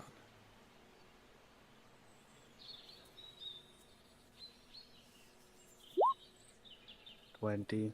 Look, I am no fool. The only leverage I have is the loot in this situation. There's more of you than the more of me. I have one ally here. Tethys, you may bring one of your friends into our little song circle. Which companion would you like to join you, Tethys? The harmless girl. Come on. A Cass? small girl who looks harmless. Yeah, I think Cass would probably be the likely pick. My friend here, Cass, a harmless little nymph, if I recall. Yeah. Yeah, I'll take my nymph friend. The harmless little nymph who's built like a brick house and has a maul strapped over her back. That harmless nymph? I am not built like a brick house. I am like skinny armed. It's just godly power. I don't actually have rippling muscles. Somehow. I do have carrying them all. I do have the giant maul though. Yes. Okay, but with no rippled muscles. so you're not built like Conan, the barbarian. Yeah. I mean, I know this is some real geeky stuff. When they were modeling Gollum for the Lord of the Rings, they looked at people who were very strong but very skinny, and actually modeled a lot of Gollum on Iggy Pop. If you guys know who Iggy Pop was, quite a skinny guy but very muscly at the same time. So that's more like what Cassandra is. Yeah. Like strong but not bulging biceps or anything. Not muscly. Yeah. Okay, cool. Good to know. But you do have a massive maul strapped over your back. I do, yes. Before Cassandra skips over, I'm going to tell her when stuff goes south, get ready to grab the harp, and then we can fucking murder these guys. Okay. Okay, as you whisper that to Cass, make a sleight of hand check at advantage because you're quite a distance away. Because the satyr may or may not hear it depending on this roll. She doesn't seem. 22. Zephyrus doesn't seem to react at all, so didn't notice your whisper. Well, shall we flip a coin, Tethys, for who goes first?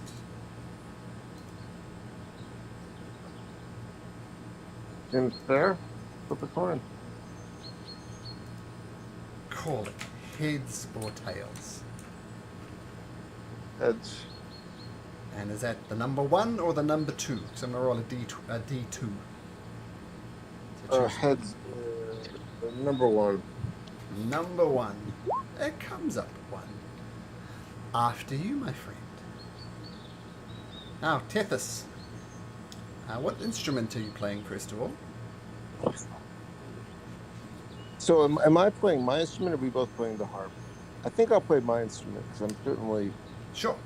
have advantage with my instrument for sure, as a satyr, although I'm realizing he might also, but we'll see how that goes. So I have advantage Sure. performing, and could be higher. I could also be proficient at some point. Oh well. I'm gonna play this thing. So which the thing is it? What instrument do you get? Oh, it's Ooh. Nice. it's my bird pipes. They're sort of like little pipes that are all like lashed together, kind of thing. Mm-hmm. Like a panpipe. Panpipes, yes. Okay. Wow. You're ripping on the That's a natural panpipes. one. Okay. Tethys, not Tethys, Zephyrus says, wow, that is mighty impressive.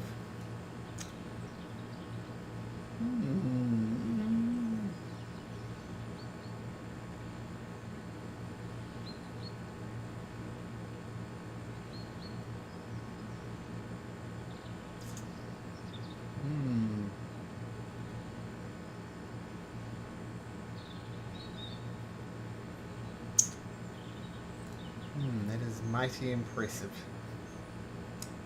25. I will point out that you have bardic inspiration as well. You could add a d6 to that if you want. So d6, is that right, Kaithian? A d6? Yeah. My inspiration is at Do you wish to add that on? Sure. Let's do it. 28. So, wow, no one has ever played panpipes as beautifully as that before, Tethys. It's complicated. There's melodies playing on melodies. New notes harmonize with old notes. It is just magical. If you look up the DM's guide, it says DC 30 is almost impossible. So you've played the almost impossible tune, Tethys. And Zephyrus says, well, that is mighty impressive. And let me just check something.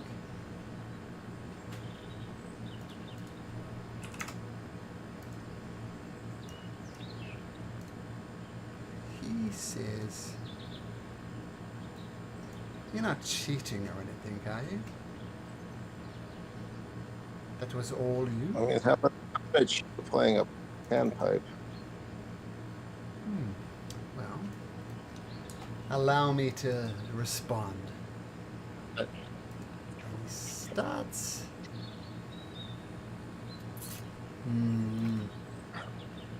He's got this. I've been jamming out with my bard friends every night by the campfire. I'm not Well, I too practicing jam. as cheating. And he starts playing the tune, and the initial part of it he's following perfectly, note for note for note. He's a very skilled musician, as are you, Tethys, and he's playing it really well. But he gets to the part where he starts stumbling on the tunes, the way you're playing harmonies upon harmonies upon harmonies. He just isn't getting it. And he sort of merges it into a completely different tune. And it's beautiful, but in a different way. Tethys and Cassandra, can you make me a wisdom saving throw, please? This fucking bitch. That's why I didn't want to be brought up here. We're doing this again. This has already happened before. There's wisdom saving throw. I'm still not very wise. Yep, just suckered in. Okay. Can we hear him changing we- the tune? Yeah, we should be able to notice it, right? Wait a sec, just give me a second. What? Ah, there we go. Yeah, so, well, as they play the tune, regardless of whatever we decide happens next, both of them just fall asleep as he changed the tune. And I did some measuring stuff, and you four are too far away to be affected by the tune.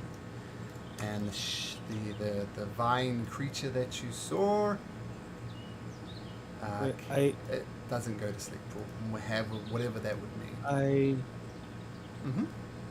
think if I could have heard him deviating from the song, trying to pull something, I think I can do something to stop that.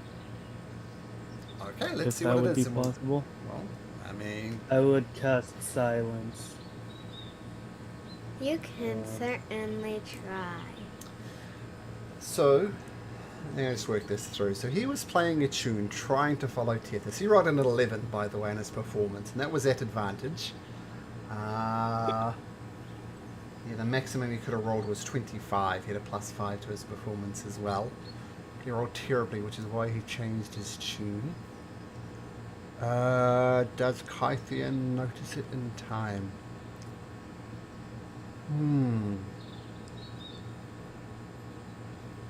Tell you what, since he rolled an 11 for his performance, make a perception check and roll 12 or better to notice it. Performance. No, persuasion. No, Perception. Perception. Perception. Yep. Oh god, it's +3. Which is Jesus 12 or Christ, I better. don't. Sorry, You guys. don't notice it. Yeah. And Oh, Tethys, we Cassandra. would notice that yeah. Go ahead. Oh, if anybody else thinks they were watching it, like Nex and Fen, you too can make perception checks and try and get a 12 or better to notice it. Not today. It's really destined to be there. So Nex, you only +7, notice. I got 10 in now. Not good. So Nex, you notice it at the last movement while people are, I don't know, maybe laughing at the satyr that they can't do it well. So Nex, what do you do? Is he distracted enough that I can move 15? Oh, that's tough. 20 feet closer without him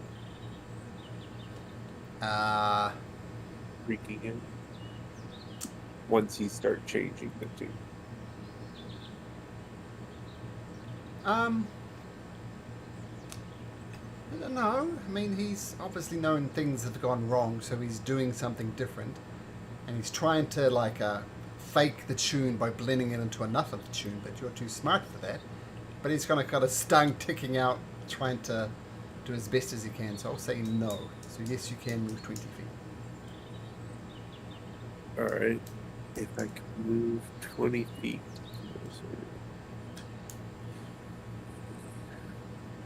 Or then I will use my telekinesis to try and rip the harp from his. Okay. Scrubby little hands. Yeah. So what is it, a strength saving And then- throw? Is that right? Yes, 14. Natural 20!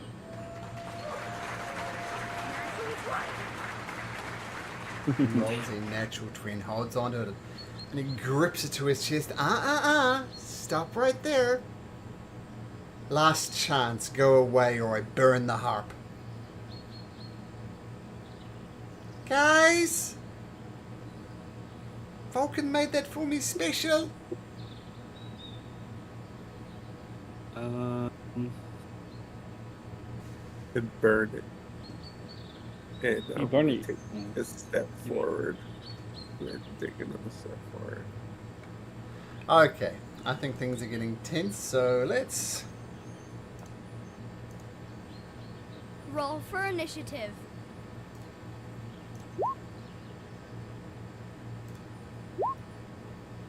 Ooh, not all good rolls by my guys. Me either. Dang. Go, Cass. Fuck Glad you're that asleep. Dumbass. Cass is asleep, yep. Satyr. No. He's having a good runs with satyrs. So Tethys is on there, Nyx is on. Okay, that looks like everybody's. Oh, look at that right at the bottom. Okay. So she finishes, or he finishes, starts doing the tune. Tethys and Cassandra fall asleep. You try and grab the harp from it, and she's threatening to burn the harp. Cassandra, you're deeply asleep. Tethys, you're deeply asleep. Kytheon, what do you do? I'm gonna run 30 feet forward, and then I will cast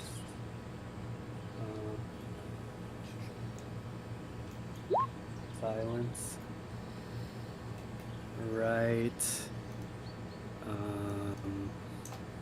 Let me just pull up this thing. Use the new cool thing. Circle 20 feet. Yeah, the new cool thing doesn't stay though. I don't think you can make it stay. So Yeah, I don't think go it to the does, old-fashioned one. Oh, oops. Place this one. Let's see. I will do it right here. Okay, and is that concentration? Yes. Okay, so I lock that down. If you concentrate on that, so you reach out your hand. The sound of the crackling fire, the sound of the tune, the sound of Cassandra and Tethys storing, all poof, vanish away. And then as a bonus action, I'm going to Starlight Step right here. Okay. Vroomp. Okay. Kara says, "Give it back!" And she rushes forward. And she's actually going to take the dash action, so she's not going to sing any songs. Next. I will run up by Kytheon, take a shot at our satyr. Sure.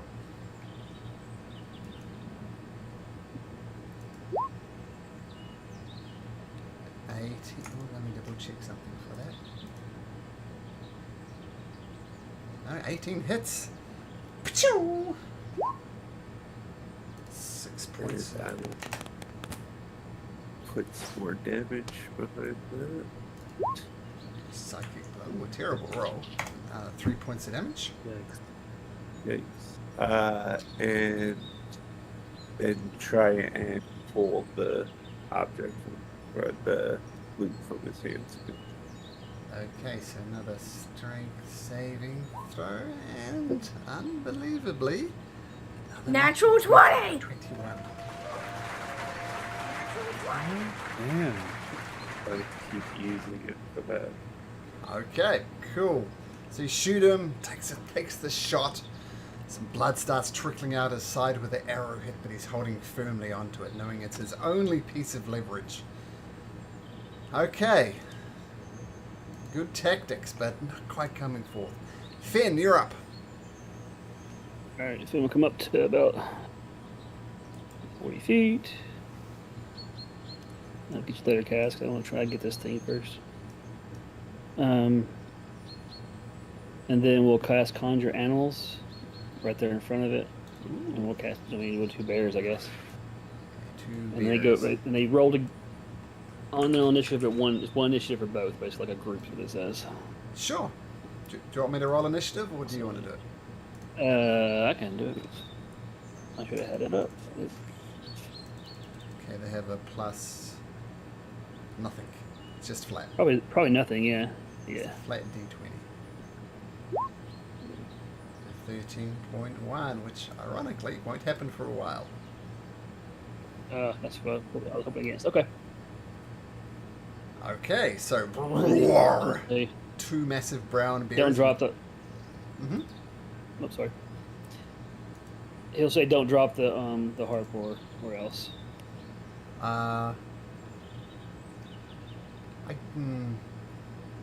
Yeah, I guess the way silence works, he can hear you, but not the other way Yeah, around. I'm not in- So sound can travel Yeah, I'm not in into there. silence, I think.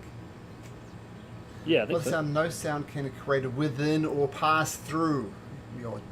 Okay, so he can't talk. That's okay. It's two ways, so he doesn't hear you, but I think he gets the message. And you're happy with the position of those bears?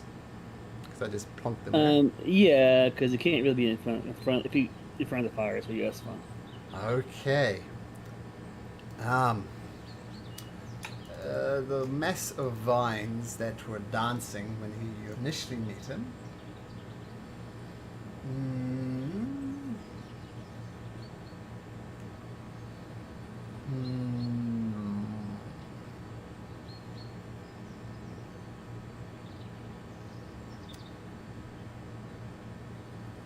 And you see Zephyrus pointing at Tethys, and the creature kind of shuffles over the top of Cassandra, and then some vines come round out and kind of go to almost punch Tethys, and he's going to be at advantage because he is both prone and asleep. Then the good news, this will wake you up. Boom! Rolls a 25. Tethys, you take 14 bludgeoning damage. And then as you come to consciousness, you're still on your back. You see another vine trunk kind of come out and slam you on the top of the head for a 23, which I assume hits you, Tethys. Yep. For another 16 points of damage, so 30 altogether. And then you see the creature just completely engulf the creature. So mechanically, you're blinded, Tethys, you don't see. You're restrained and you're unable to breathe as you're kind of more surrounded by compost. Which isn't good.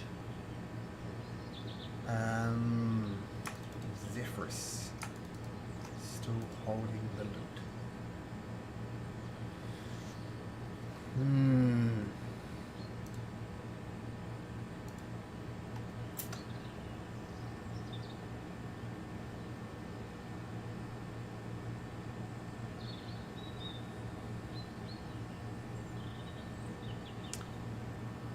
He drops the loot in the fire and it starts to burn. And he says, because you can't hear him. Oh. And the satyr's whole thing is his voice. A very cool move, Kytheon. Surrounded by bears. Okay, he's going to bring out a short bow from his back and says, "I'll make sure you never play a tune again." And he's going to shoot at you on... Oh, no, actually, he can't. Can he? I'm just thinking, because he is blinded, restrained, and unable to breathe. No, I think you can still attack him. You can still see like your butt sticking out or something like that. And disadvantage because it's a ranged weapon against a prone target, but advantage because you're restrained. So these are going to be two straight, long, short bow shots to your butt, Tethys. The first one, 13.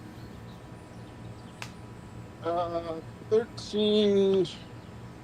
Well, I didn't put up any shield because I'm prone to. Yeah, I mean. Have shield as a reaction. Well, so that was my question. Am I like, I can't see and I'm restrained, but could I still make a shield as a reaction? Is that like a? It depends on the wording of shield. It might say against attacks that you can see. So let's see what shield says.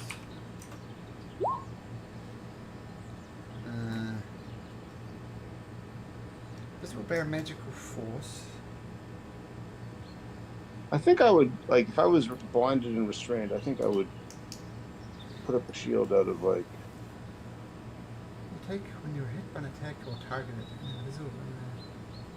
Yeah, I don't think you need to be able to see the attack. Yeah. I think that's fine. So you're going to cast shield as a reaction? Yeah. Achoo! Shield goes off, arrow bounces off your exposed butt, a little shield comes outside of your butt, protecting your butt. And then the minstrel fires another short bow attack at you. Achoo! This time rolling a 10, and once again it bounces off your butt shield. Cassandra! The loot is burning. You can continue to be asleep. Tethys. Okay. Tethys, you're blinded, you're restrained. What do you do?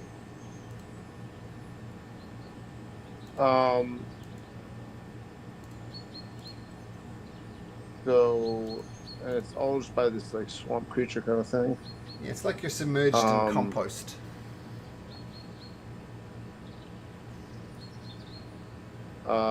I'm going to make appear around me a cloud of daggers. Sure. I think that would work. 'Cause I think that's just sort of... And there's nothing to prevent you casting a spell.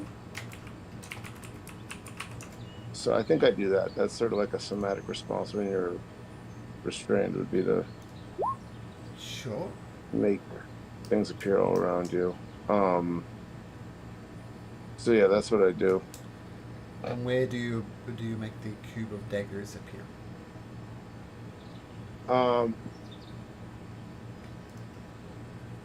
Okay, I was thinking this is like around me, but that's not quite right.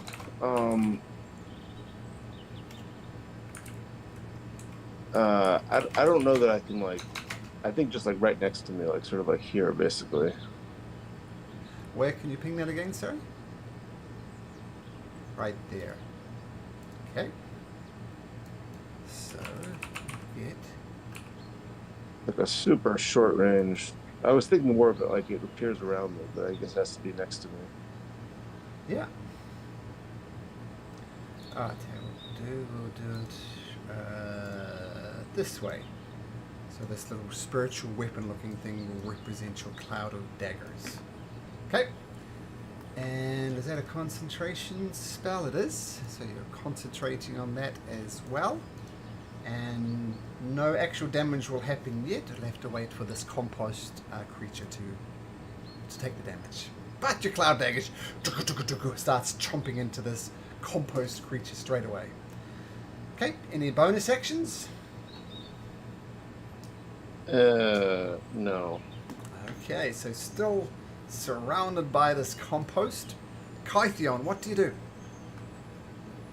I am going to move right here, and then I'm going to Starlight Strap right here. Mm-hmm. And can I take the loot out of the fire? Yeah, sure. Now, here's the thing. I will do that. The loot is burning. Does the loot get destroyed? Probably. There's a 75% that the loot is irreparably damaged. So what I want you to do, Kythion, I want you to roll me a d4 and pray that you roll a 4.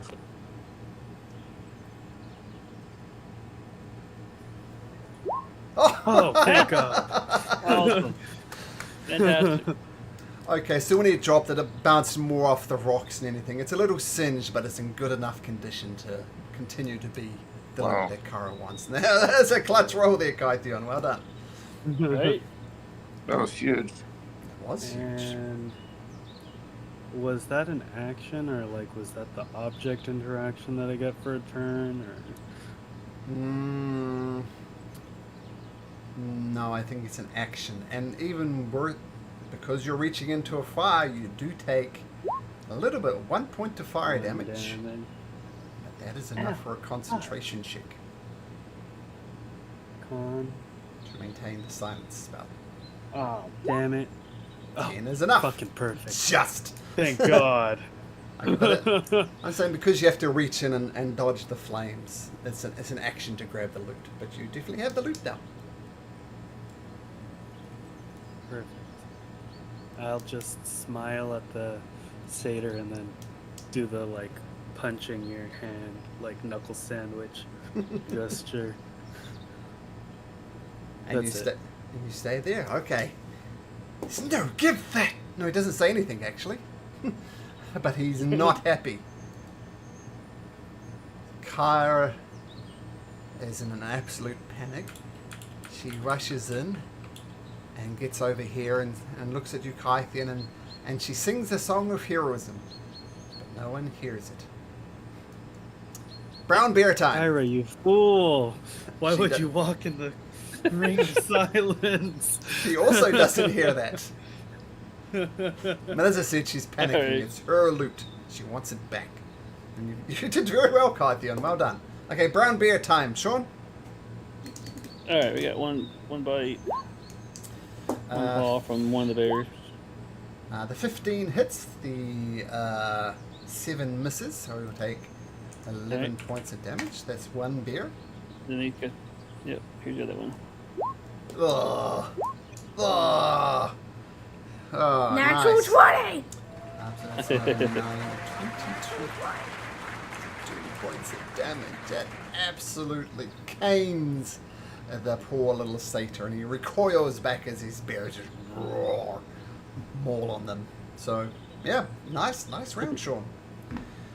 Yeah, Okay, next you see the bears tearing into the satyr with Kython holding miraculously and mostly undamaged loot. What do you do? Take the satyr down. Okay. That hits. Mm-hmm. Is he still standing? Are you going to do your psychic thingamajig? Yeah, I will. Your psychic simi thingamajig absolutely works. How do you want to do this? Cut all the strings to his lute and then it hits his throat. Oh, the loot he was using was Kyra's loot. Oh, he was. Okay, well then just right into the throat, so he doesn't even get a chance to say anything. You'll never sing again. This is what Kythian doesn't say. Okay, so next, there's still this big mound munching on Tethys, so we're still in combat. It seems the loot has been saved. If I can pull Tethys out of the thing, I will. But otherwise, it's my turn. Okay, using your telekinetic thingamajig. Yeah. So to pull them out.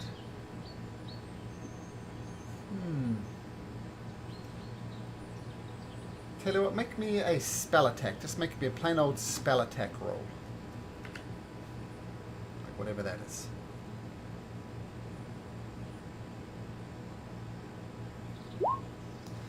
$11. Here you go to pull him out, but he's stuck first. I mean, there's an escape DC to do it, and I think the spell attack is the fairest way to do that. And unfortunately, you're at a 4 on the dice. You don't hear Kyra's song of heroism, though she's apparently singing it. So that would be a no. And do you stay there next? Yeah, that's okay. Okay, Finn. What do you do? Alright. And first moves to there. Oh, dang it, wrong button. And then uses healing word and throws it at. Does that work through silence? So it can't go in there, right? The word can't pass through.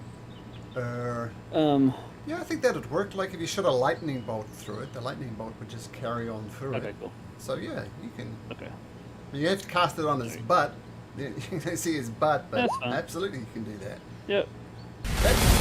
Healing word. And then we'll pick one step into the bottom of that and shake the cast awake. Yep. Action. Yep, And then absolutely. move back one. Pick out the silence. Okay, That's my turn. so yeah, you wake up. You're still prone on the ground, and as you move away from the shambling mound, it is going to take an attack of opportunity against you. I was in range? I thought I was in range. Well, you were there. It's a big creature, Oh. so Okay, well, hang on a second. I didn't realize I'm in range. I can change it real quick. Instead of shaking, I can throw a dart at her. oh, no, you can't. I can't? Okay. You're going to take your licks, buddy. All right, go ahead. I didn't know I was in range. I thought I was out of range. Go ahead. That's fine. Okay, cool. So slam attack, boom. And the roll's an 18, which I imagine hits you, and you take yeah. 10 points of bludgeoning damage. Okay. And make a con saving throw to maintain your Yeah. bears. Okay, no problem. Yeah. So just 10 points of damage, and you can take a step to the south. Well, That's fine. okay, cool. Okay. Okay, inside of this massive moving compost, you feel it squeeze you, Tethys. And you take this much bludgeoning damage. Oh, what a terrible roll. So 8 points of damage.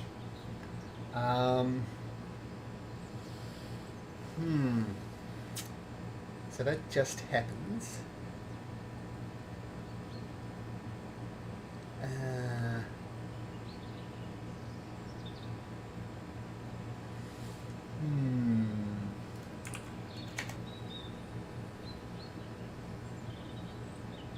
No, it is gonna. What's it gonna do?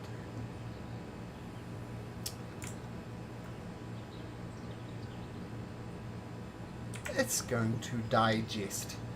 It's going to make 2 attacks against you, Tethys, at advantage.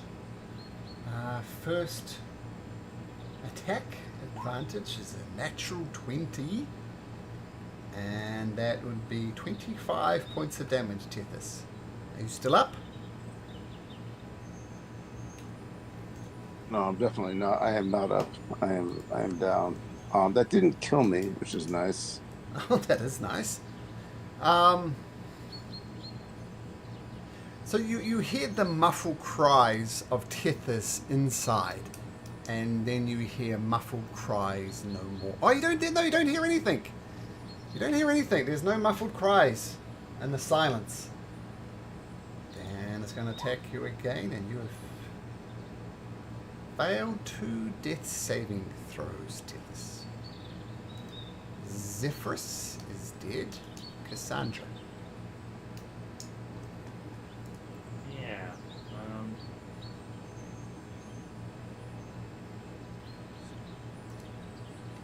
I'll stand up, I guess. Yep. I'll. I can't hear him screaming. Do I even see his legs anymore? Tell you what, make me a perception check. Oh no, you see his butt. You don't see his legs, but you see his butt. Even with the digest, I can still see part of him? Because I was Yep. sleeping through all that, so I'm just trying to go what I can see. Okay. Yep, you see his butt. I'm going to grab his little legs and try to pull them out, I guess. Okay. Make me an athletics check.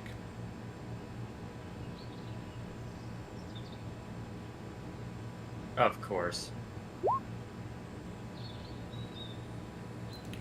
You grab hold of his legs, and it's not going well for Tethys. And, well, you grab hold of his butt. Maybe it's the awkwardness of grabbing his butt that throws you off. Yeah.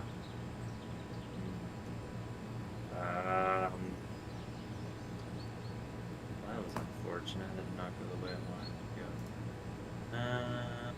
I'm gonna use my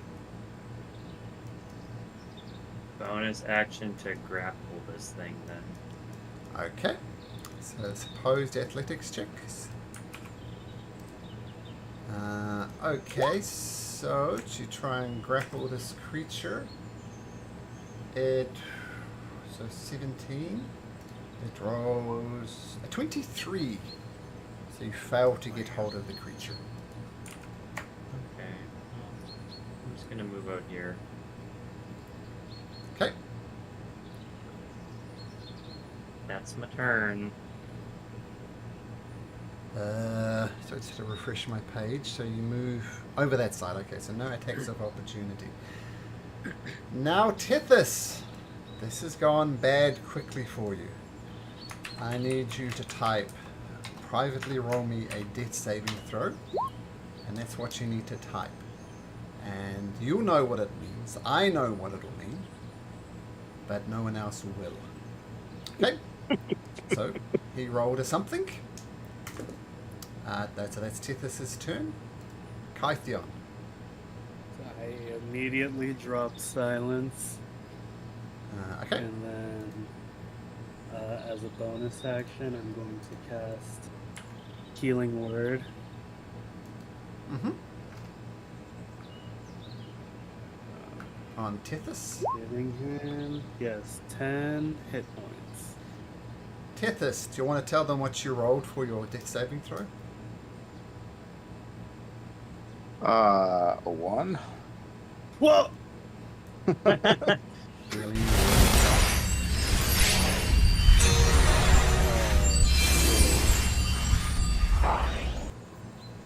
Yikes.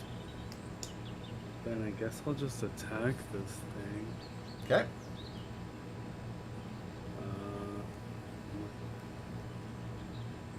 With I'm going to burn a spell slot Okay. and attack it twice.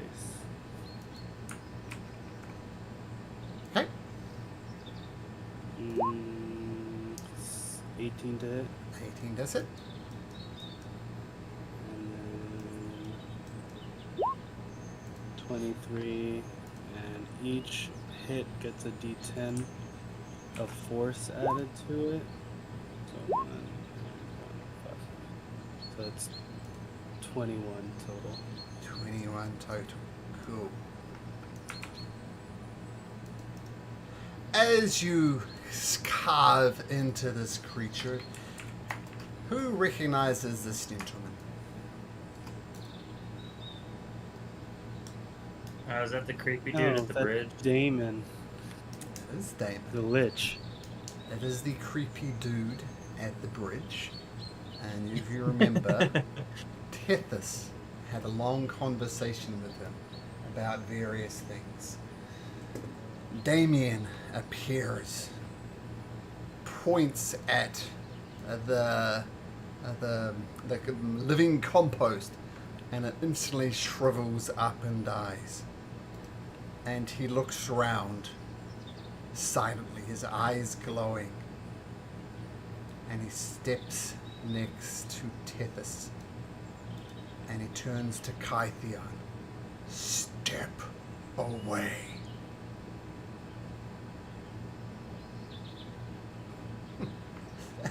And you go back into the fire and take 1 point of fire damage. And Damon looks around and he says, "Not today." And places a finger on your chest, Tethys. And Tethys, life returns to you. You're on 1 hit point. What a lamb. Any reaction, Tethys? Well, I just wake up. I think gasping for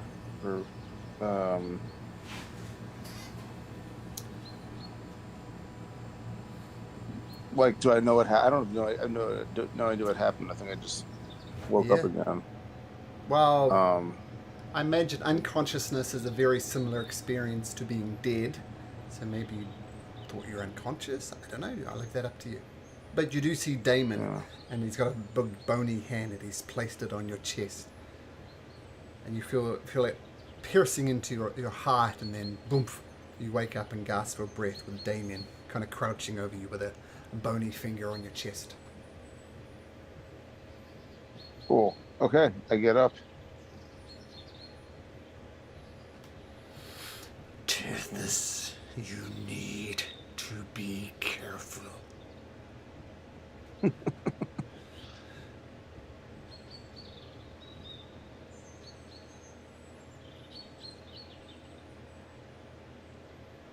Did you hear what I said, Tethys? I need confirmation that you will be careful. Yes, yes, I'll be careful. You have much to accomplish, Tethys. You have a curse to deal with. Oh, sorry, just a sec. Yes, you have a curse to deal with, Tethys. I can save you this one time. Defeat Lutheria. Defeat Sidon. I will not return again. Now with that, Damon vanishes off. And in the same way that Cassandra is at a -2 tool rolls currently, you're at a -4 tool rolls. Gosh. But you are Seems alive. about right. Enjoy. But you're alive. Oh, yes. That was weird. You okay, Tethys? Scary. Yeah, I'm okay. A bit tired. I just got digested and then resuscitated with a heart stab, so I've been better. But it's nice to know that people are looking out for me. Yeah. Well, if you remember when we met Damon, he said his job was he was a protector of the Dragon Lords, like almost almost like a protector. He fought to protect them as opposed to defeat his enemies. That was his role in his life, and that is his role in death as well, it seems. That's why he guards the necropolis. And I think that is what he's doing to you, Tethys. He's protecting you. I mean, shit, he literally saved your life, dude. He literally saved my life.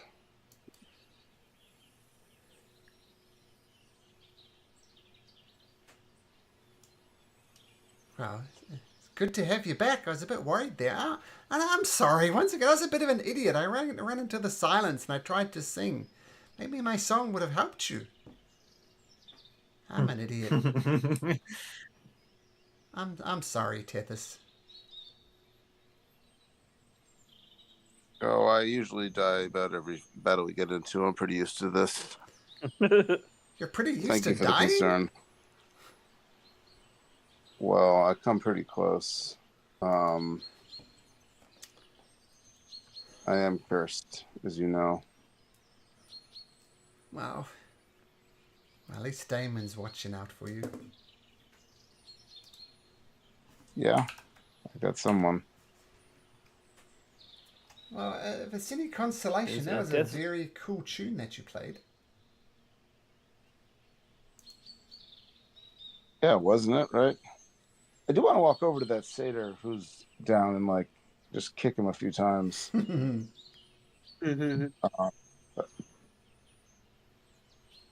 says, death is like a mirror in which true meaning of life is reflected.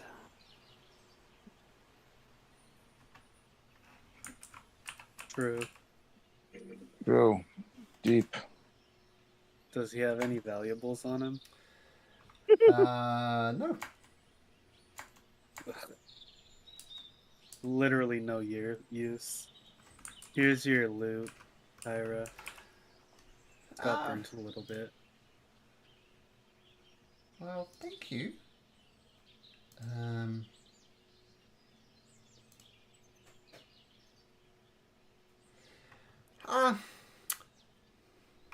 Now, as I said, this is very, very important to me. Vulcan did make it as a gift for me, along with 3 other instruments, which have all been stolen, by the way.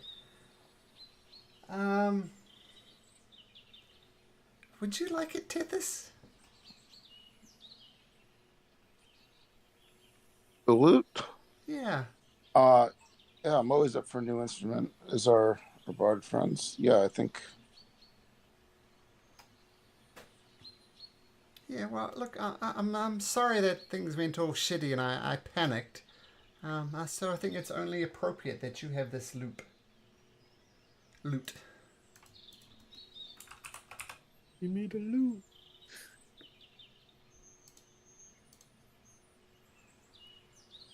Well, thank you, Kara. You're welcome. Uh,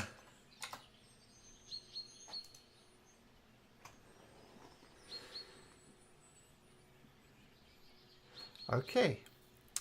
And I don't have this custom magic item prepared, but take a note of what the instrument of the Muse does. And you have the Zephyr loot. Nice.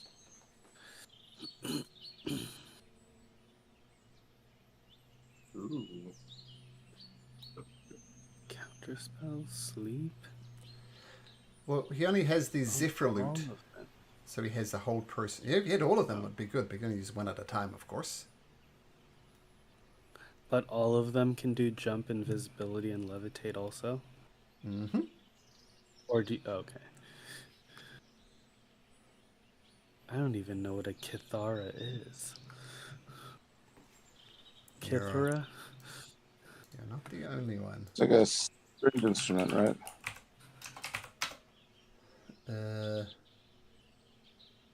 Oh, Yeah. it looks like a smiley face. It does.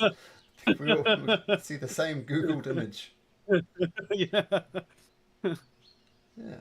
Kind of reminds me of like BMO from Adventure Time or something. That's cute.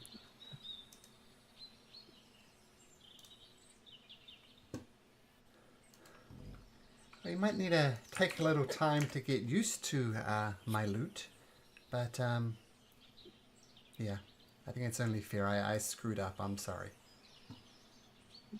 Yeah, you did, Kara. Yeah. Wow.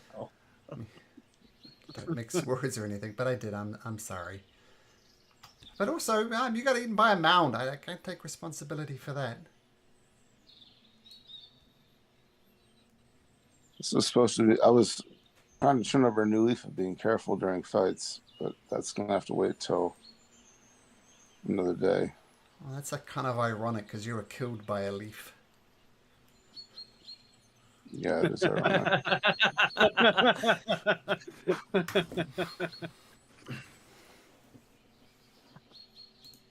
Well, all that matters is you're alive, bud. Maybe next time we're in the city, we can get you some real armor. Yeah, I'm ready for some armor. It's been on my shopping list for. Do you have any armor at all? I have like, the front. What do I have? I need some armor. The thing is, I'm actually proficient in medium armor, but right now I'm only wearing. I think I'm just still showing my like chest hairs right now is the problem. It's like I'm. Raw dog in life. Big I guy. have leather armor if you want some that I don't use. Yeah, I'll It'll put give that you on. a plus, yeah, +1 to your AC, but Yeah, I'll take that. Okay. I'll put that on. But yeah, at some point I'll get into town and get a nice armor. Okay. My AC is now 13. Awesome. Okay. Nice. 18 with shield. He's in the shield, yes. Still 17 mage armor. Cool.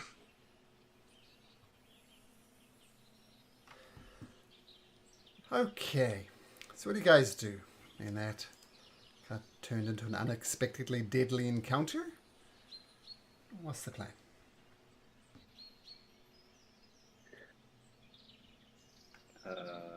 Carry on, I guess. Right? I guess, yeah. Probably heal up We need. Tethys a bit. Oh We're yeah, gonna. true. Are we kind of short rested, or are we trying to use spells? Heal up. We can Either heal should be that. fine.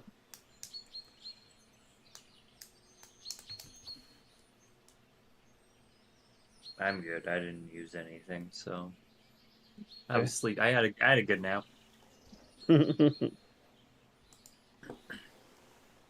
I am going to go ahead and do this now, as I should have done earlier, and cast Goodberry and give each of you guys. How many do I have cast? I'm going to use. It's once a day, and I get a handful, which is how many? How many is it? 10 berries. So I can give you guys each a berry. So these have 1 point each. So you can give to folks if you have to. Okay. All right. Thanks, dude. Yeah. It's kind of a get up spell. So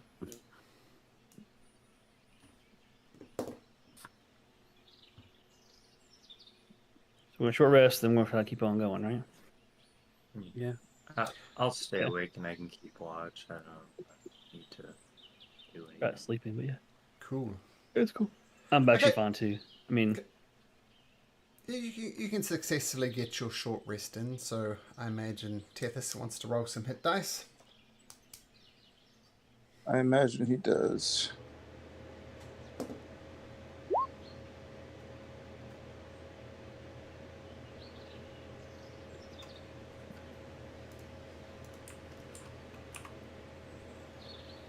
Wait, I should roll more than that. Wait.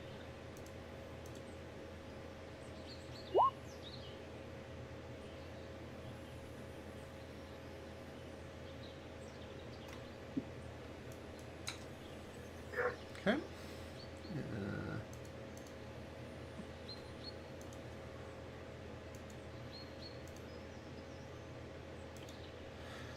Okay, so you rest up. I imagine not many of you take a rest, but mostly Tethys. Gonna heal yourself some more up, Tethys? Gonna roll some more hit dice? Ah, there you go. Okay. 20.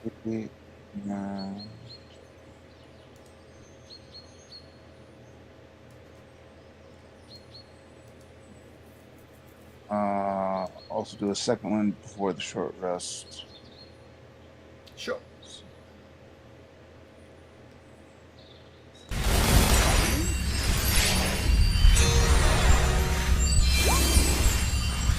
Nice. Okay, I was 28, I had 10, so I have 38. I'm close enough. Cool.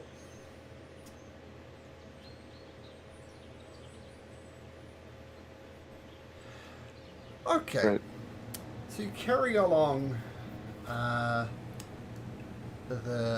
Archelon River, and eventually the river ends in the Great Falls of Archelon, and the river cascades over a sheer cliff and roars into a vast semicircular lake, throwing up a white mist. The Great Falls are almost beyond description, as if an entire ocean has spilled over the edge of the world. And there's some good art for this, but I can't find it. Just give me a sec.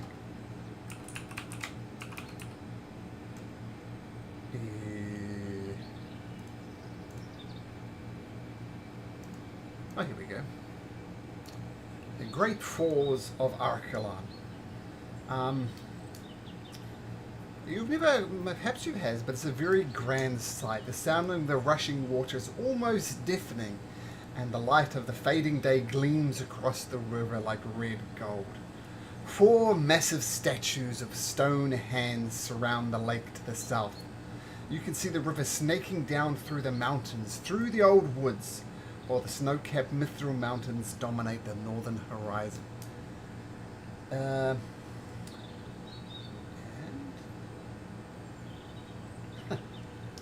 Just before you get to it, sorry, I did it in slightly the wrong order. Just before you arrive, you hear a thundering of hooves can be heard from the north. And you see a dozen mounted men rising in your directions. The riders wear bronze helmets and they're carrying long pikes tied with flowing scarlet rivers. As the riders draw closer, you realize they aren't riders at all. They are centaurs, nomadic warriors with the torsos of men and the lower bodies of horses. They start thundering towards you. There's 12 of them. What do you do?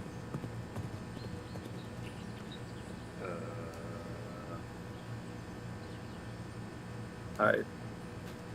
You guys want to hide real quick? Yeah, is there anywhere to hide? It's going to be difficult, but You can certainly try. We'll then cast that to help. okay. So everybody, if you want to duck into the forest around you, you can make a stealth check. So 20, 37, 35. Guess I should do Kyra as well. 23. Sorry, I'm just rebooting. If someone can just roll an extra dice for me, I'm like pretty flat on stealth. Oh, there you go. Natural 20 from the DM. Nice. Do that more often. Roll for you more often. Yeah, right. Okay, we'll do a stealth check for Kyra. Stealth is Dex based. So she rolls a 2 on the dice, which turns into a 12, which turns into a 22. So, Pass Without a Trace goes up. Let's see if the creatures spot you. 20 being the lowest.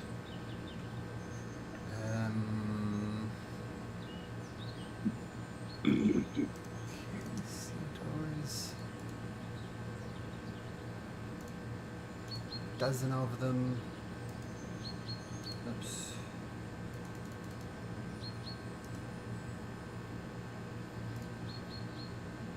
Okay, so perceptions. 1, 2, 3, 4, 5, 6, 7, 8, 9, 10, 12.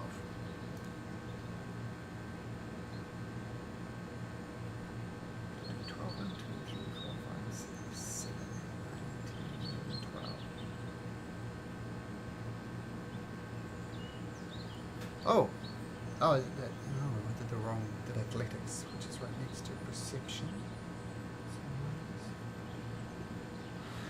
So these dozen centaurs come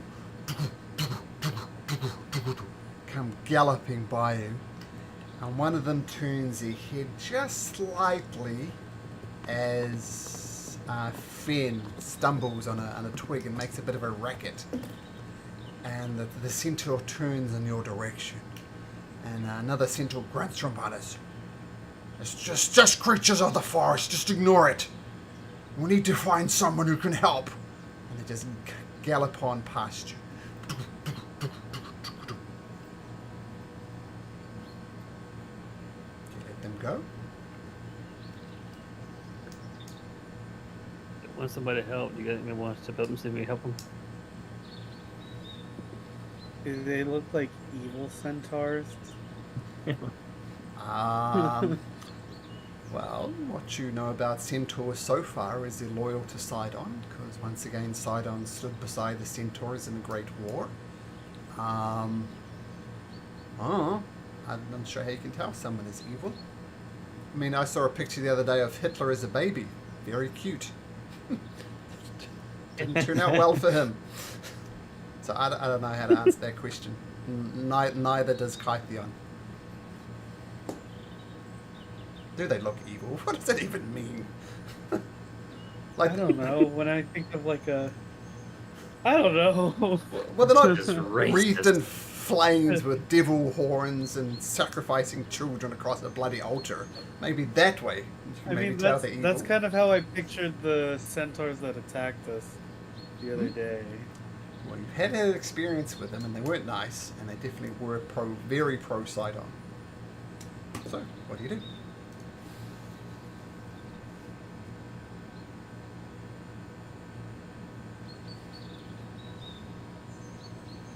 I mean, kind of feel bad if we don't help them. But Well, go for it. oh god. Finn's motivation is to protect the group, so he would not step forward. You guys would not do it, but he would definitely back you up. If you want to talk to them, I'll go with you as your backup, so they don't jump you. Sure. Stinger. What could possibly go wrong? I don't know. That's pretty menacing looking as a baby. Just saying. Almost picturing a baby with a little Hitler mustache under his nose.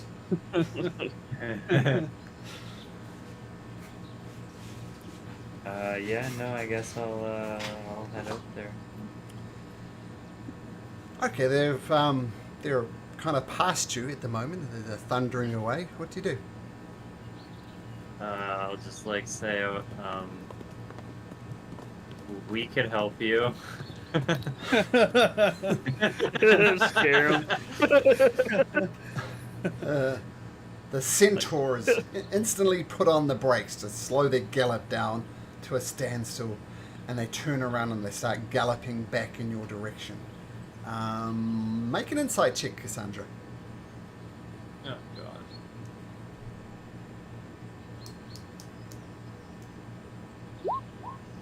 Not bad. Can I make one too? Because I said I was going to go with her. Oh, sure. The two people who made themselves present could do it. Absolutely. So, yeah, Kythia. I hope they're not evil. Well, you know that they don't. They look angry, but they don't look angry at you. But they continue to thunder in your direction. Do you do anything, Kythion? Or Cassandra, for that matter? They look angry, but I'll not keep my weapon down and like I'll make sure that I don't like look like I'm trying to start something. Okay. Yeah, same. Same? Okay. So the centaurs, they thunder up towards you, and they don't attack you, but they immediately, they immediately surround you in a circle, all 12 of them. Big, muscled creatures. Look similar to the ones you fought before, but at least these ones aren't attacking you. And you know they could have just stampeded you and crushed you beneath their hoofs. I think some of you were gored and trampled by centaurs in the previous encounter. But these ones don't. They immediately surround you and pull up around you. And they see the elf Kythion and the... What's Cassandra again? What race is it? Oh god, I almost said Genasi. I'm a nymph. A nymph, Water that's nymph. right. I was going to say water genasi Yeah. too. And these two creatures just... Well, the 12 creatures thunders around. Both Cassandra, this nymph, and Kythion, this elf, says, who are you? I am Cassandra. And you, elf, who are you? Kithion. Who do you serve? Don't play with words. We know everybody's taking a side in this conflict. I don't want to hear we love all sides. Who do you serve? The good guys. Who are the good guys? Not Sidon. Yeah, but not Titans.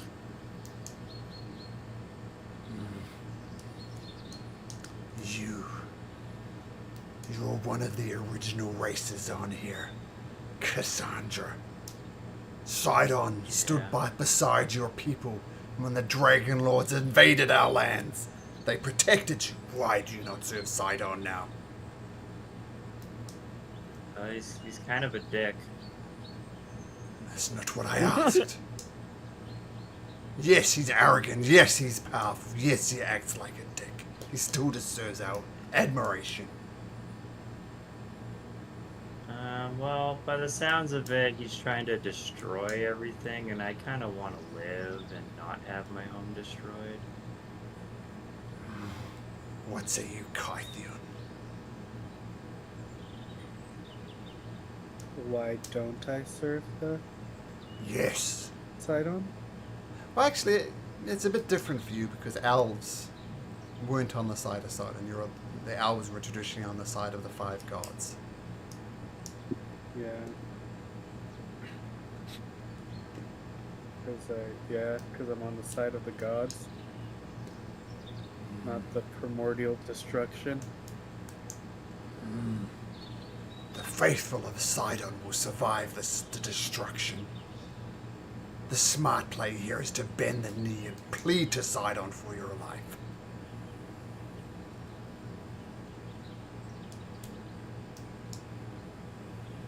No, I don't think I want to do that. You are a fool. You guys said you wanted help. We just wanted to help. Yeah, we were just Why gonna do help we you. gotta Yeah. bring like which side we're on into this? I just wanted to help you. You said you wanted help. Would you We're just help trying to lend a someone? helping hand. Would you help someone who bend the knees to Sidon? No, bend it to my dying breath. I mean, depends what you need help with. Like, if you need help raiding and pillaging a village, then I'm not gonna help you. But like, if you're in trouble, I'll help you. I don't care who you follow. Make a persuasion check. I'm going to say it's a straight persuasion check because Kythian is there by your side, and but disadvantage because you don't worship Sidon. 16, not bad. Nice, dude.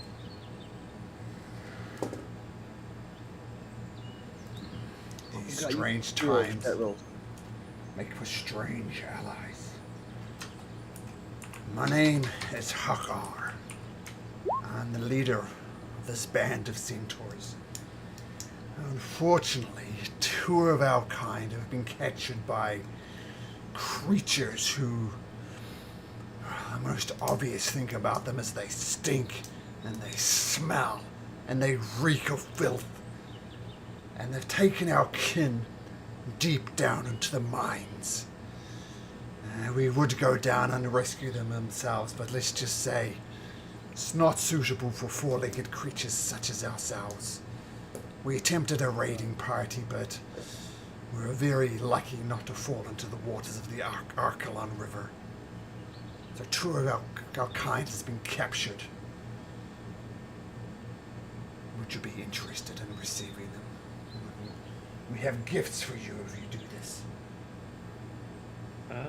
Yeah, we could do that. I mean, we're going down there anyway, so we could help you get your people back. Do you know what these stinky creatures look like? Well, they were about the size of you, Alf. Maybe a little shorter. Looking toward. They No, were not 7 dwarfs. feet tall. Not dwarfs. Maybe 4 feet tall. They had nasty claws. They appear to be lizard-like. But Okay. a mouth filled with poison and filth. My goodness, the stench, though. The stench leaking off these creatures was unbearable. They were the ones. And from what I can tell, they will eat just about anything. And this is why we worried for our kin. Maybe they're already dead. Maybe they're already lost.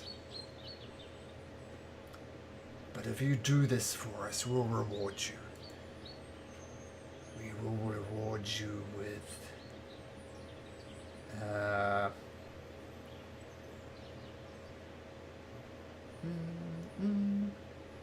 Lost my page. Come back here, page.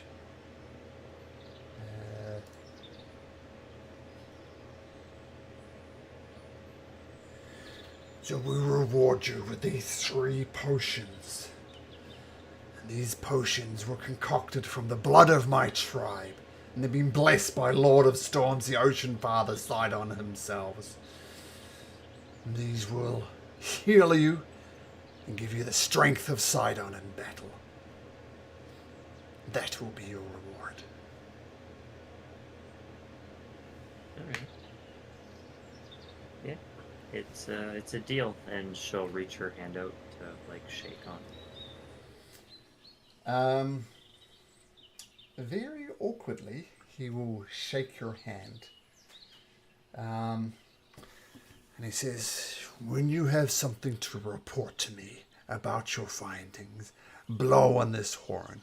And he gives you an ivory horn, Cassandra. He says, blow on this when you have news of our kin. And we will return. We will find you.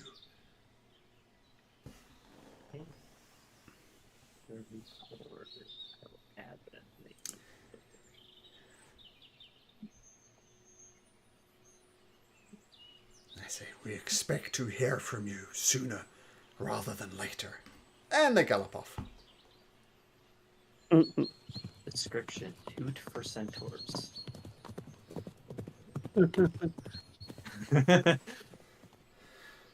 Okay. So, with that, with a deal made with worshippers of Sidon, with zealots, you continue away on to the Mithril Forge. And using the direction provided from Vulcan, it is the main entrance of the mine is just completely blocked, which Vulcan explained to you. But he explains to you like more of a back entrance following behind the waterfall of the Great Falls of Archelon. And you go there, and you can see what the centaurs are saying as you walk down this very narrow path. It's very slippery. Some of you even slip a little bit, not enough to risk falling into the Great Falls below, but enough to give you for your heart to skip a beat. So you can understand why the centaurs didn't want to go there. They'd be at a huge disadvantage, whatever these stinky lizard-like creatures are. And that, my friends, I think is a good place to leave it.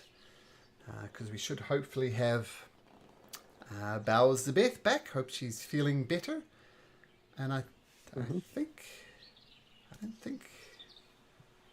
we should, according to what you guys have told me, we should all be here next week. Hopefully no, hopefully no,